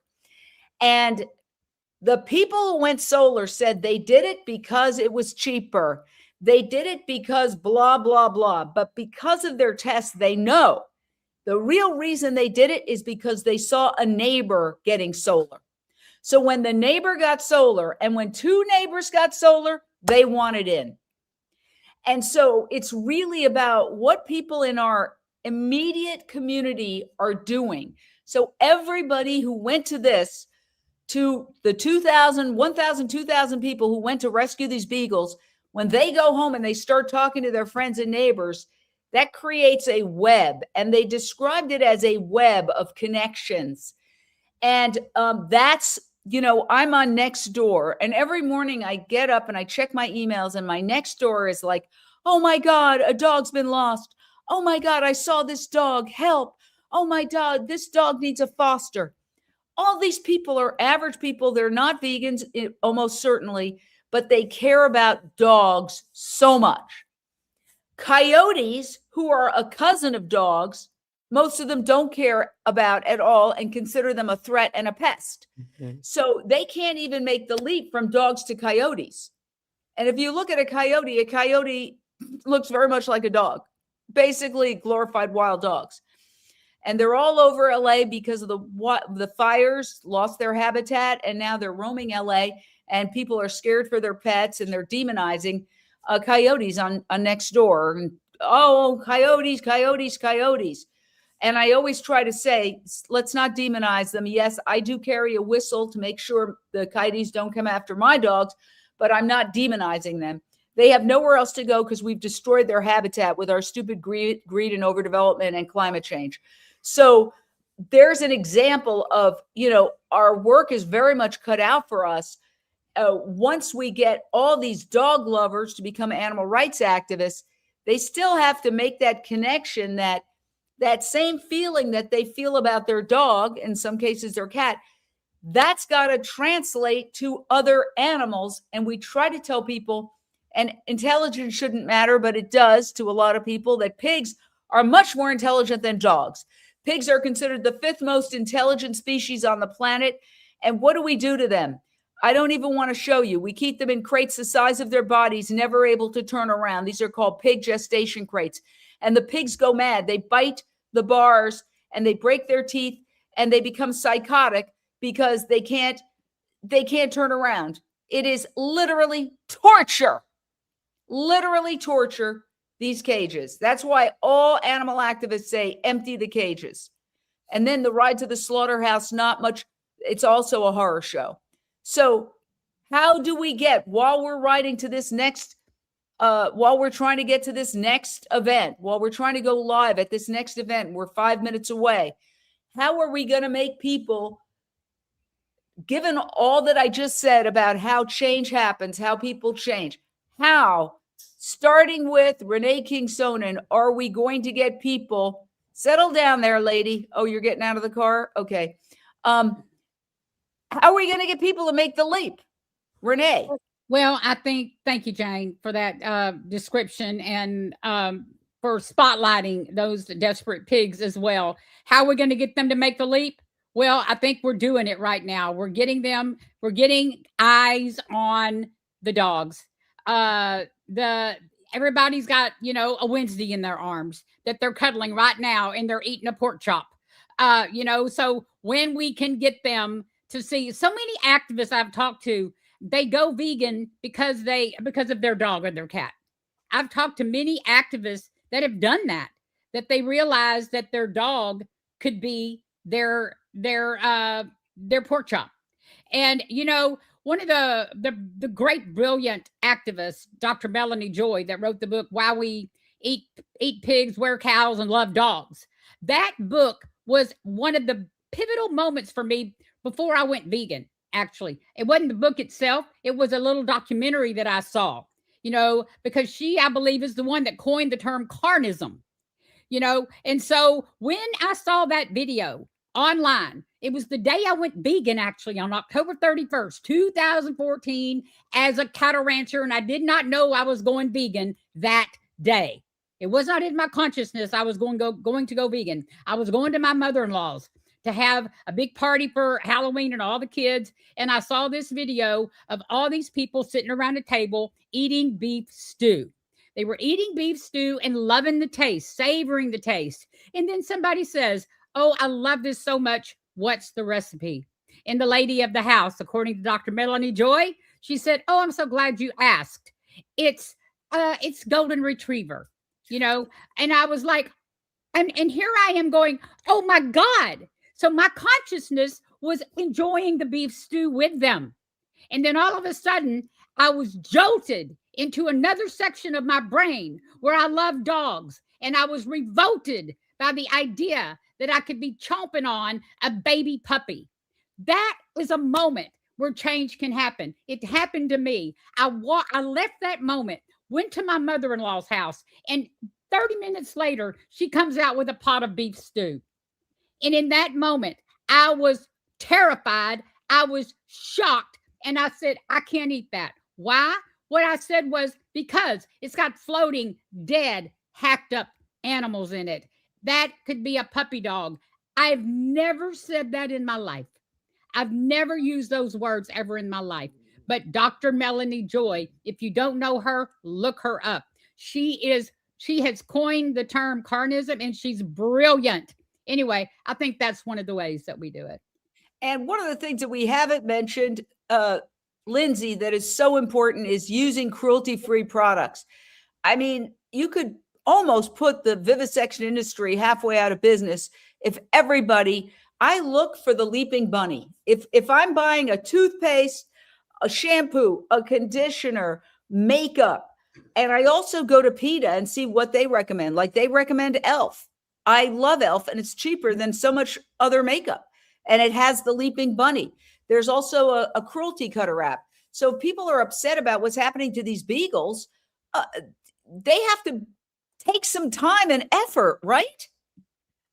Yeah, I mean, and it isn't even that much effort. It's pretty easy. Like you said, there's a lot of brands, luckily now, that are coming out and saying cruelty-free, or you'll see even, I think, L'Oreal has the bunny or cruelty-free on their products in their ads on TV. So there is a consciousness to that. But what we need to do, of course, every person has to be an activist today, I believe. I think in this day and age, with our crazy world, you have to speak up peacefully. And in this case, you know, with products and things like that, you really have to have your eyes open. But there are a lot of good apps. It's not that difficult, and everyone should definitely do that. If not just for, you know, the ethics and cruelty-free, for your health, because they're putting a lot of things in there that hurt you too. All right. And we're hearing this consistent report that somebody, Lara Trump, obviously of the Trump family, presumably, said Ridglan Farms was offered $1 million for the beagles and they turned it down. I did a little math, and if they have 2,000 beagles, that's $500 a beagle. So now we are at, so apparently that's not happening. So there you go. We are now at the Wisconsin Capitol building and the state capitol, and something is about to happen. Let's go back to Hurik on the ground. What's happening there, Hurik? You've got a great signal. Boy, what a difference a city makes. Yes, it sure does. So we are at the Capitol, and there are activists gathering and waiting to hear some presentations. And I'm sure, I don't have the clock with me. Do you know what the time is? It's supposed to start any minute. Yeah, So it's 1:17 Pacific, so that's 3:17 Central. So it should be starting any second now. Can you get a little closer? yes, I will walk some closer, and when the presenters begin, I will definitely zoom on them to be even closer. All right, we're getting closer and closer, creeping up. It's almost like a horror film right now, creeping up more and more slowly. This kind of reminds me of the Blair Witch Project. But keep going, closer and closer. We want to see what's happening. Is your famed photographer Mick Davutian your brother behind the camera? No, he is not behind the camera. I'm behind the camera. He's parking the car. Oh, I got it. Okay. He's not Let me here ask yet. you a technical question at the risk of boring our audience. Do you have the tripod on there? I do. Yes, good. But I'm walking, so I that's why. understand. But my dear, when the talks start, you need to be steady on the tripod. You I have will. to put it down, and you have I to get in will. front. You have to get in front of the mic and be close to the speakers. So why don't you set up be able to do that for when because we may be getting some new information. Okay, let me see. May be coming out. Right. Let me see where the speakers are going to be, which direction they're going to be facing, and I will set up. Do Okay. you see a microphone? I see several cameras behind me, and they Right. are Do you see a microphone? behind me. No, you don't see a big microphone and speakers yet. No, I Okay. don't. All right. Because No. usually they set up microphone and speakers. You just get right in front of the microphone. No, they haven't done that yet. And I Okay. see a number of large cameras. Yes. I don't know if this Well, is media or. that would be mainstream media probably. Okay, they're So behind me right now. yes. Okay. Well, yes, that's good to know. It's good to know that the mainstream media is still covering this issue. I don't know, whether it's still the New York Times and CNN. Frankly, I would kind of doubt it, but I'd like to be wrong, for sure. So yes, and hundreds of activists have still converged on Wisconsin. We're at the Wisconsin State Capitol. We're waiting for new information on what is going to happen with Wayne Shung, the leader of this movement, who was arrested right after the action started, which meant basically he couldn't lead the action because he was behind bars. So I think that crippled the activists who were trying to rescue the Beagles yesterday. A far more subdued crowd. Any second now, we are live in Wisconsin, and we could be getting information on the number of people arrested, charges, whether Wayne is going to be released. If so, will he be able to speak to the group? What's planned for the Beagles? Has there been any negotiation to get release of the Beagles? We're hearing all these reports that $1 million was offered. There's 2,000 Beagles approximately. So if you do the math, that's $500 a Beagle. We don't know. With this organization, we're talking about Direct Action Everywhere, the Simple Heart, all these groups. You never know what's going to happen from one minute to the next, Michelle. They love to spring surprises on us. So we may be sitting here going, well, there's no deal in the works to get these Beagles, and they could come out and announce the exact opposite. We have no idea. Yes, what I love about Direct Action Everywhere, Wayne's organization, The Simple Heart, they are so strategic and they are so organized. They mobilized thousands of people yesterday, and at the moment's notice, they made changes, but everybody was informed. We have a system. Everybody, you could talk to Tiffany about it. They were broken out into teams. They have team leaders. They have team names. And the fact that he can mobilize and actually get people to follow along and get to where they need to go and do what they need to do is incredible. But I did want to talk about Moby was supposed to go. I spoke with him before our trip, and he was supposed to go to the Beagle Rescue, but he had some eye surgery, but he was sending everybody their love. So that's another celebrity that definitely supports that. And then talking about Elf, Lindsay was talking about cosmetics and you were talking about Elf. I had to get some makeup before our trip, and I went to go get some Elf, and you could get it at CVS, and it's very affordable, and they lock things up now. So they had to unlock it for me. And the person helping me, I told her, I need cruelty-free makeup and I need to get Elf. And she's like, oh, but this one is on sale and blah, blah, blah. I go, is it cruelty-free? She's like, what's that? So I explained it to her. I told her what they did to the Beagles. Everyone's got to be an activist all the time. And she's like, no, they don't. I go, that's what cruelty-free means. So you have to look for the bunny, the leaping bunny. You have to make sure that they're not hurting, any animals, any dogs, any rabbits, any rats. And she's like, I have a dog and I have a cat.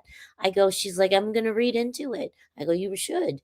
So it's true. Like everybody should do it every day. If you can turn one person on, it'll like catch on like wildfire, right? Well, absolutely. And I want to present something else. My dear friend, Shannon Keith has an incredible organization called Beagle Freedom Project, and they have an app called the Cruelty Cutter app. And I have it on my phone. And basically when you're shopping, you can scan a product, any product, a food product, a cosmetic product, and it will tell you right away if it's cruelty-free or not. I urge everybody to download this app. It is great. I use it all the time because I want to tell you, it's called go to cruelty-cutter.org. I'll put it in the comments. It's a great app.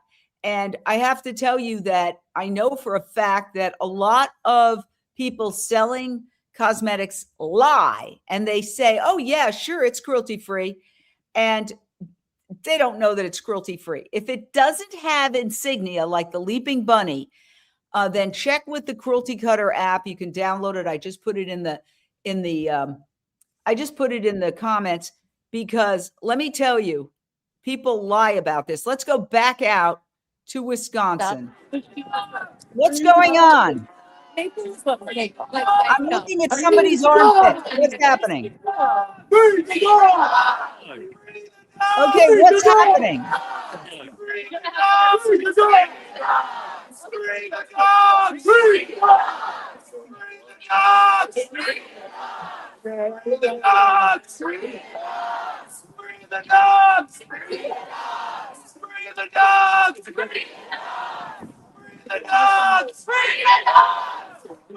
We're getting ready to hear from speakers in a minute, and we could be getting some new information on Wayne Shung, the leader of this entire movement. We could get some information on whether he's been released from prison, from jail, I should say, after being arrested, reportedly for burglary because he rescued beagles in March.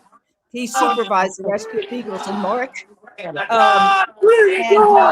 We'll see what happens any second now. We're waiting on pins and needles. Getting ready to start, I'm sure. There's a substantial group of people here. Burik, do you hear me? Jane, yes, people are chanting "Free the dogs," and it's pretty noisy here. Yes. Do you see? Does it look like anybody set up like a microphone and speakers to speak here? No, not yet. Okay. Well, usually because PXC is pretty organized, that when they speak like they did yesterday, they're going to come out. Here, I'll turn the camera so you will see what's around me. Yes, good. Thank you. Thank you so much. Okay, so you've got all the media there. That's good. We still got some media. And now, when you see the cameras, it's not necessarily all mainstream media. The larger the camera, generally, the more likely it is to be mainstream media. But I know that there's a team that has traveled all the way from England to videotape this. So they also are in there, and they might have a big camera. But let's hope. Let's hope that the mainstream media continues to cover this.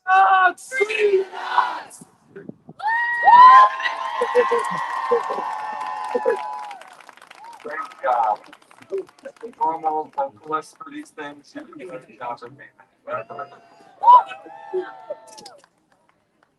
All right. Thank you, everyone that's here. It's a traumatic day yesterday. Look at all these faces. Look at all these hearts. Look at all these people here to be a voice for the voiceless. My name is Jeffrey Brown. I moved to Wisconsin 5 years ago. I moved here to Dane County 5 years ago. And I came from New York and I fell in love with this place. I fell in love with the people here. I fell in love with the compassion here, whether that's here in Madison, whether that's in Cross Plains, whether that's in Eau Claire. The state of Wisconsin has a lot of great people and a lot of great hearts. And here, we're here to talk about a place called Ridglan Farms. Today we gather not as protesters, but as witnesses. Witnesses to lives that cannot speak. Witnesses to suffering hidden behind fences and locked doors. Witnesses to the simple truth that a beagle's heart feels no less than ours. Inside Ridglan Farms, there are still thousands of beagles. They're not numbers. They're not inventory. They are lives. They have never felt grass. They have never seen the sky. They have never known what it means to be held with love. And yet, last month, when a few were rescued, they did not come out angry. They came out hopeful, because that's who they are.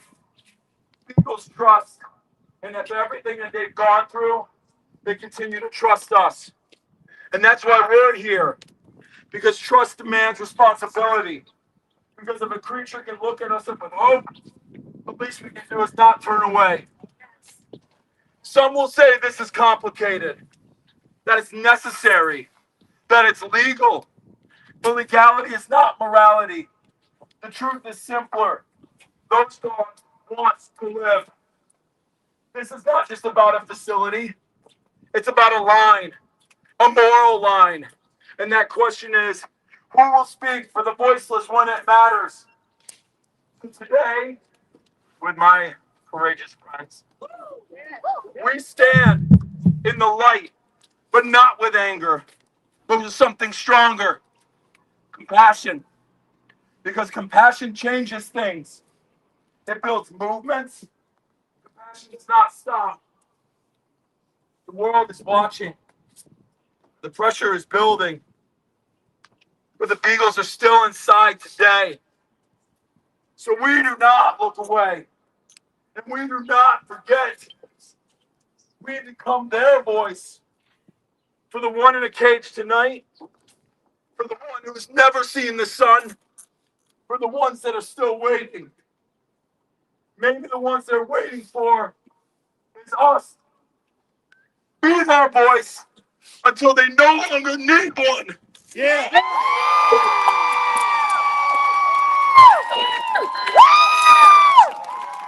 the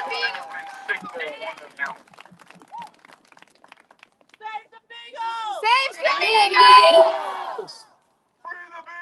Free the Beagles! Free the Beagles! Free the Beagles! Free the Beagles! Free the Beagles! Free the Beagles! Free the Beagles!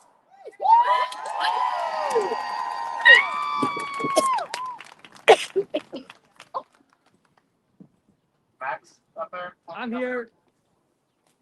Game on fair! Game on fair! Okay, Max, guys. Listen,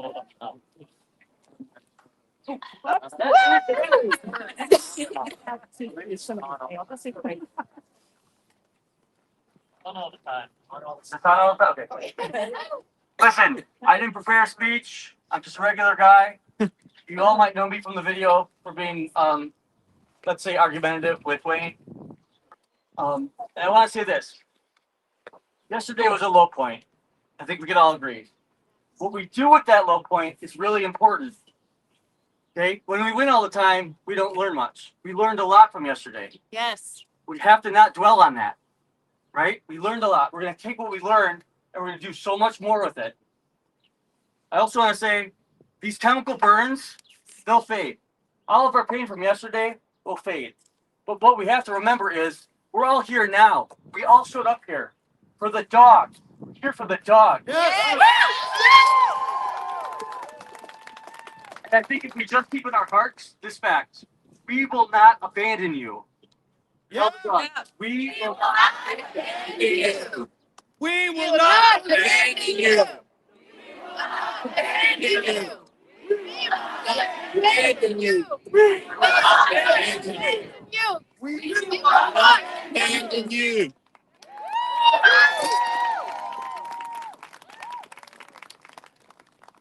Thanks so much, everybody, for being here. I say that all the time, but I mean it all the time. And today's a beautiful day. The sun is shining. Y'all could be frolicking in a park somewhere, playing with your own dogs or your significant others. But you chose to spend your time by coming here today to support these dogs. And I really appreciate that. And I hope you all appreciate it too. And so just look around yourselves and look at somebody and know that you're glad that they're here with you. And that's a beautiful thing. I'd like to just tell a quick story about the Ridglan investigation that I was on in 2017. I went in with Wayne Shung and Eva Hamer and some other activists because we had a tip from a whistleblower that there was really bad conditions at Ridglan Farms. Somebody who worked there reached out to a different person and said it's filthy and they're abusing these dogs and doing these surgeries. And so we thought, okay, let's go and do open rescue. Let's go investigate. And if we see anybody who needs to be taken out, then we'll do that. And we got there and it was there was no fence, there was no moat, there was no hay bales. It was back in the old days when they were just much more comfortable doing what they do. But we just walked around the property a lot, just pretty casually, and just turning doorknobs. And then eventually one of the doorknobs was unlocked. You know, that's how these farms usually are. Like it was so many times I've been on a farm that just turn doorknobs and opens. Haven't had to bust in too often. But the door opened, we suited up in our bio gear. We're good with all that. And Wayne and I went in, and I was recording with a VR camera. It was custom made by Condition One. They were a VR company. Real cutting edge stuff at the point in time. They made it themselves out of like 8 GoPros, and they mounted them in a circle, and it was a really cool device. It was pretty heavy, and you got to lug it around everywhere. So I was lugging that around, and I would set it up, and we would get shots of the dogs. And we didn't know it when we were in there because I couldn't hear Wayne from me to this person filming me. Like the barking was so loud, you couldn't hear each other at all. If I wanted to talk to Wayne, I had to go up to Wayne and yell in his ear. And what we didn't know on the outside, our lookouts were telling us, hey, there's an alarm going off, you know, the security's coming. And so eventually the lookout just said, screw it. And they just came in and told us, hey, you gotta get out of here. And so we just, they said security at that point had drove up onto the facility, and we were in a panic. And I said, just grab somebody. You know, like, Wayne, just get somebody. And we grabbed 2 dogs, and we just got them the fuck out of there. And that was the only mission. Yeah. And then the real amazing part was after we got them out the back and snuck them to the back of the car, we were past the security and everything, we got out scot-free.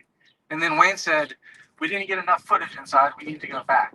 And I'll always remember him saying that because it's just a very Wayne thing to say, you know? Like I was content to save these 2 lives, but Wayne really wanted to get back in so we could document a dog that I had noticed before. Her name was Julie, and she was just spinning in a cage incessantly. And her mom is here now, Diana. Thank you so much for making it real. But it was just really sad to see her. I'm sure you've all probably seen the videos, and she's just spinning incessantly. It's called like stereoscopic behavior, I think. Stereotypic. Thanks, Carla. So she was just spinning nonstop, and to this day, she will only rarely ever even turn right. Yeah. If she wants to turn right, she'll spin left until they go right. And so, and she was very shy when we got her out. We documented the conditions a lot more, and we got Julie out too, and that was amazing. And Julie's behavior when we got her out was different from what I've seen from the recent batch of rescues. Julie was not great. Like Julie was not running around having a great time touching grass for the first time. She was pretty disturbed, honestly, and really struggling to even walk on the grass. It was very foreign to her. She was very afraid. She had to learn how to walk up steps. She was just terrified, and she was obviously still suffers from the same condition more or less today. And it just breaks my heart thinking about dogs in those facilities, because if you want to save someone's life, which everyone should, you can go to a kill shelter and adopt a dog who's on the kill list, and you just save their life with 0 risk. But saving a dog from Ridglan, these dogs are essentially stock waiting to be sold into experimentation. And it's unimaginable how bad that could be. You know, some of the dogs get sold to places that might do semi-benign experiments on them that don't even kill them. It's just testing. But there's a very prevalent instance where they will literally be used for toxology tests, where they're force-fed laundry detergent, for example, just to see how much of it they can consume before they die. And that is just so sick and twisted. I mean, just tell your kids, don't eat the laundry detergent. No amount. Yeah, that's right. You know how much will actually kill you. And it's just so sad.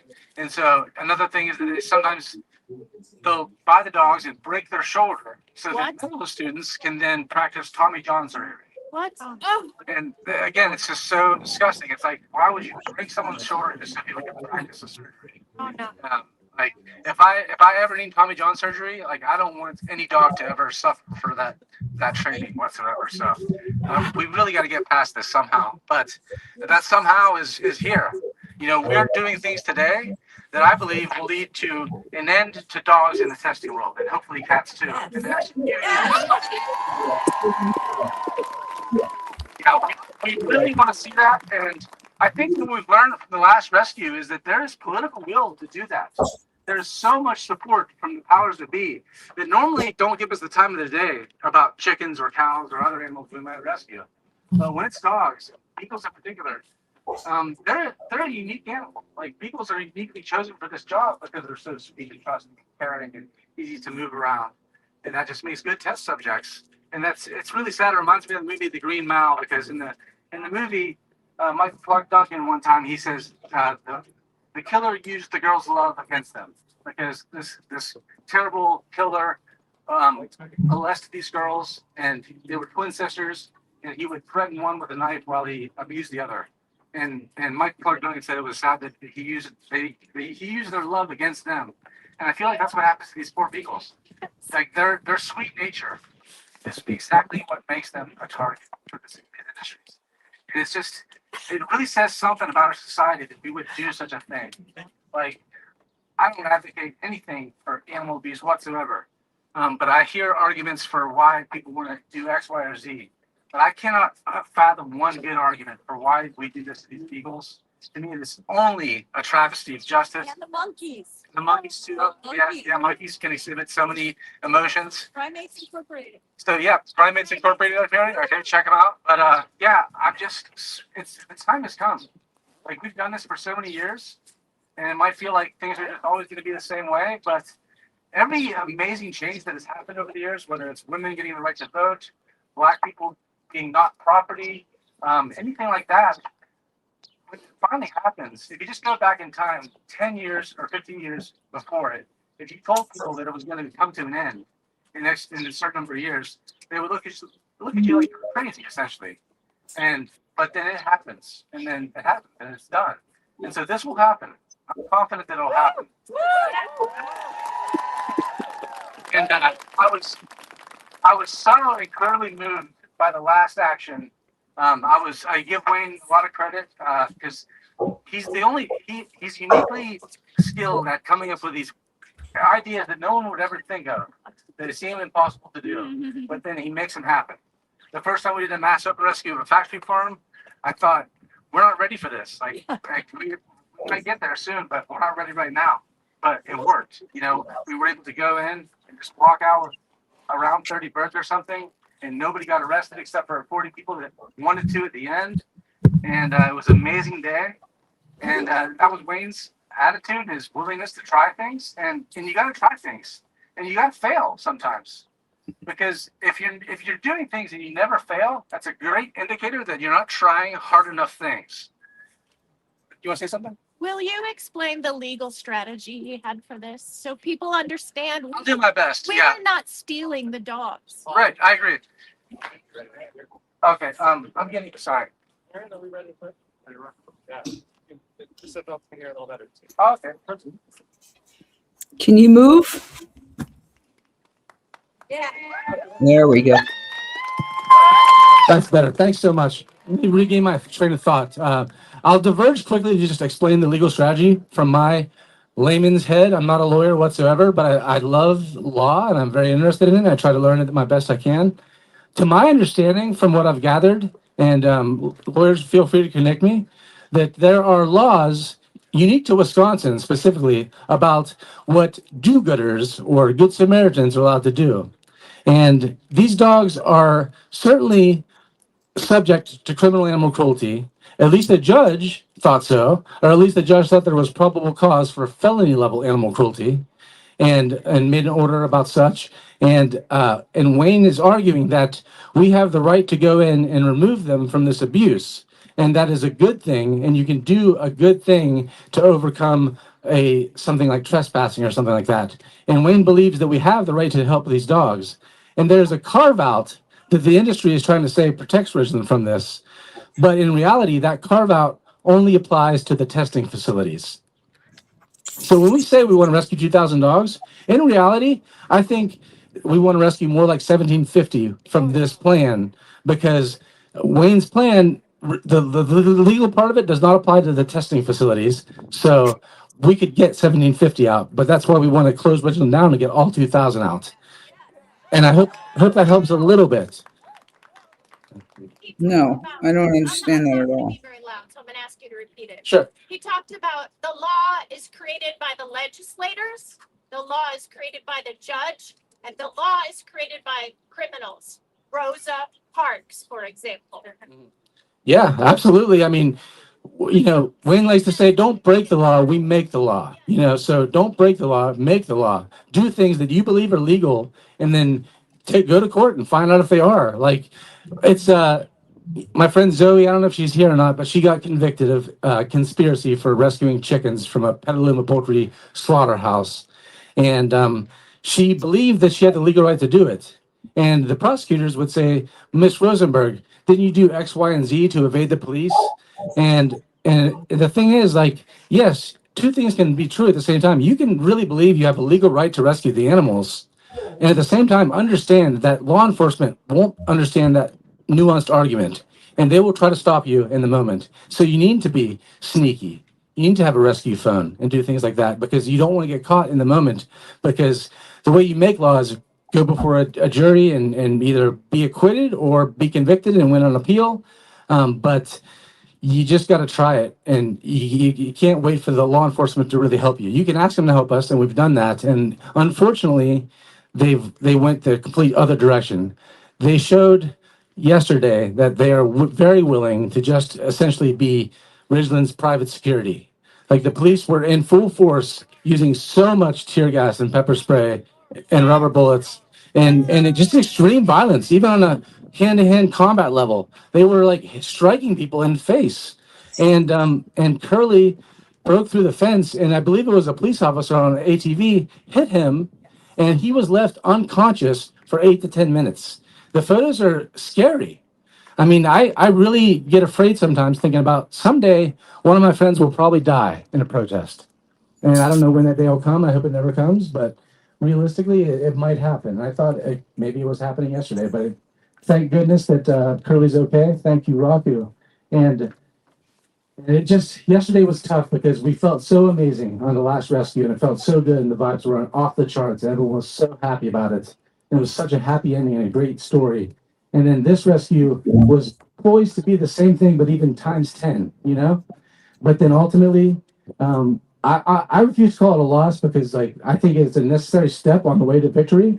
But we did get our asses kicked yesterday, more or less. Whether you want to say we won or lost, I think we did great things, but we took a beating for it. Like, our friends literally took a beating. I saw so many of them crying, sobbing, snot running out of their face, and they just collected themselves, went back, and tried again. And that is amazing, because, like I was about to say before, if you're doing things and you never fail, then you're probably not trying hard enough things to do. You should probably try to do things that are harder, to where you do fail sometimes, and then you just know, okay, I did a thing and I failed at it, but that just means I'm ambitious and I'm trying to do the right things. So I don't view it as a failure myself. I'm so sad that everybody here doesn't get to have that great feeling that I had last month, of just knowing that we just did this beautiful thing, and these 22 dogs are on their way to their forever homes. But it's not about us, of course. Like, my enjoyment of rescuing those dogs last time means nothing whatsoever, other than it motivates me to do more. But it's about the poor dogs. So I'm mostly sad that we didn't get any dogs out. I wanted to get 2,000. I would have been happy to get hundreds or even one. Because if you can save one animal, that's the whole world to that animal. And you save them from that life of torture. So it really does break my heart, even though I'm so proud of the effort that everyone put forth. And even though we failed this time, we won't always fail. We'll keep trying. And that's the reason we will win eventually, because we are tenacious. We can take a loss like this, and in theory, we could have came here today and there'd be like half the number of people, but there's a great turnout. Thank you so much for being here. And we'll win eventually, like with dogs first, and then with every animal someday. So again, I just thank you all for being here, because it just really means a lot to me to see people from all backgrounds, all walks of life, many different political ideologies, just coming together to team up for the dogs, and that's a beautiful thing, and it's a beautiful example, and I'm so glad it's happening, and let's do more of it. So thank you so much. Let's free them all. Thank you.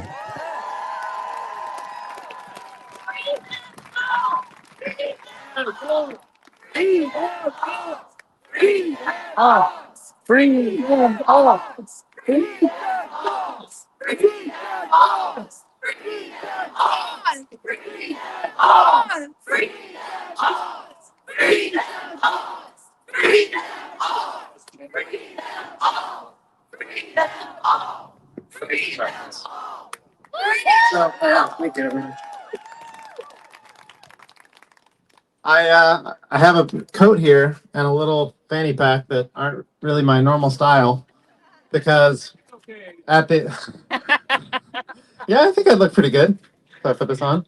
But I have this because at the rally at Ridglan an hour ago, one of our rescuers, Amy, had, so you might have heard Jenny McQueen had drafted this letter. Someone who got an older woman who had gotten pepper sprayed in the face 2 times repeatedly at the action. Sorry? No. I'm talking about Jenny. I'm sure that there lots of people got pepper sprayed in the face lots of times. This particular woman is named Jenny McQueen, and she had a letter written up to Ridglan that she wanted to deliver them about why she was there and asking them to release a dog. And we asked the police to take it to Ridglan, and they declined. And so someone who was there named Amy said she really wanted Ridglan to get this letter, and so she said she was going to deliver it herself. And so she gave me her bag and her phone, or all her stuff here, and she walked in and got arrested trying to deliver this letter to Ridglan. So here for Amy.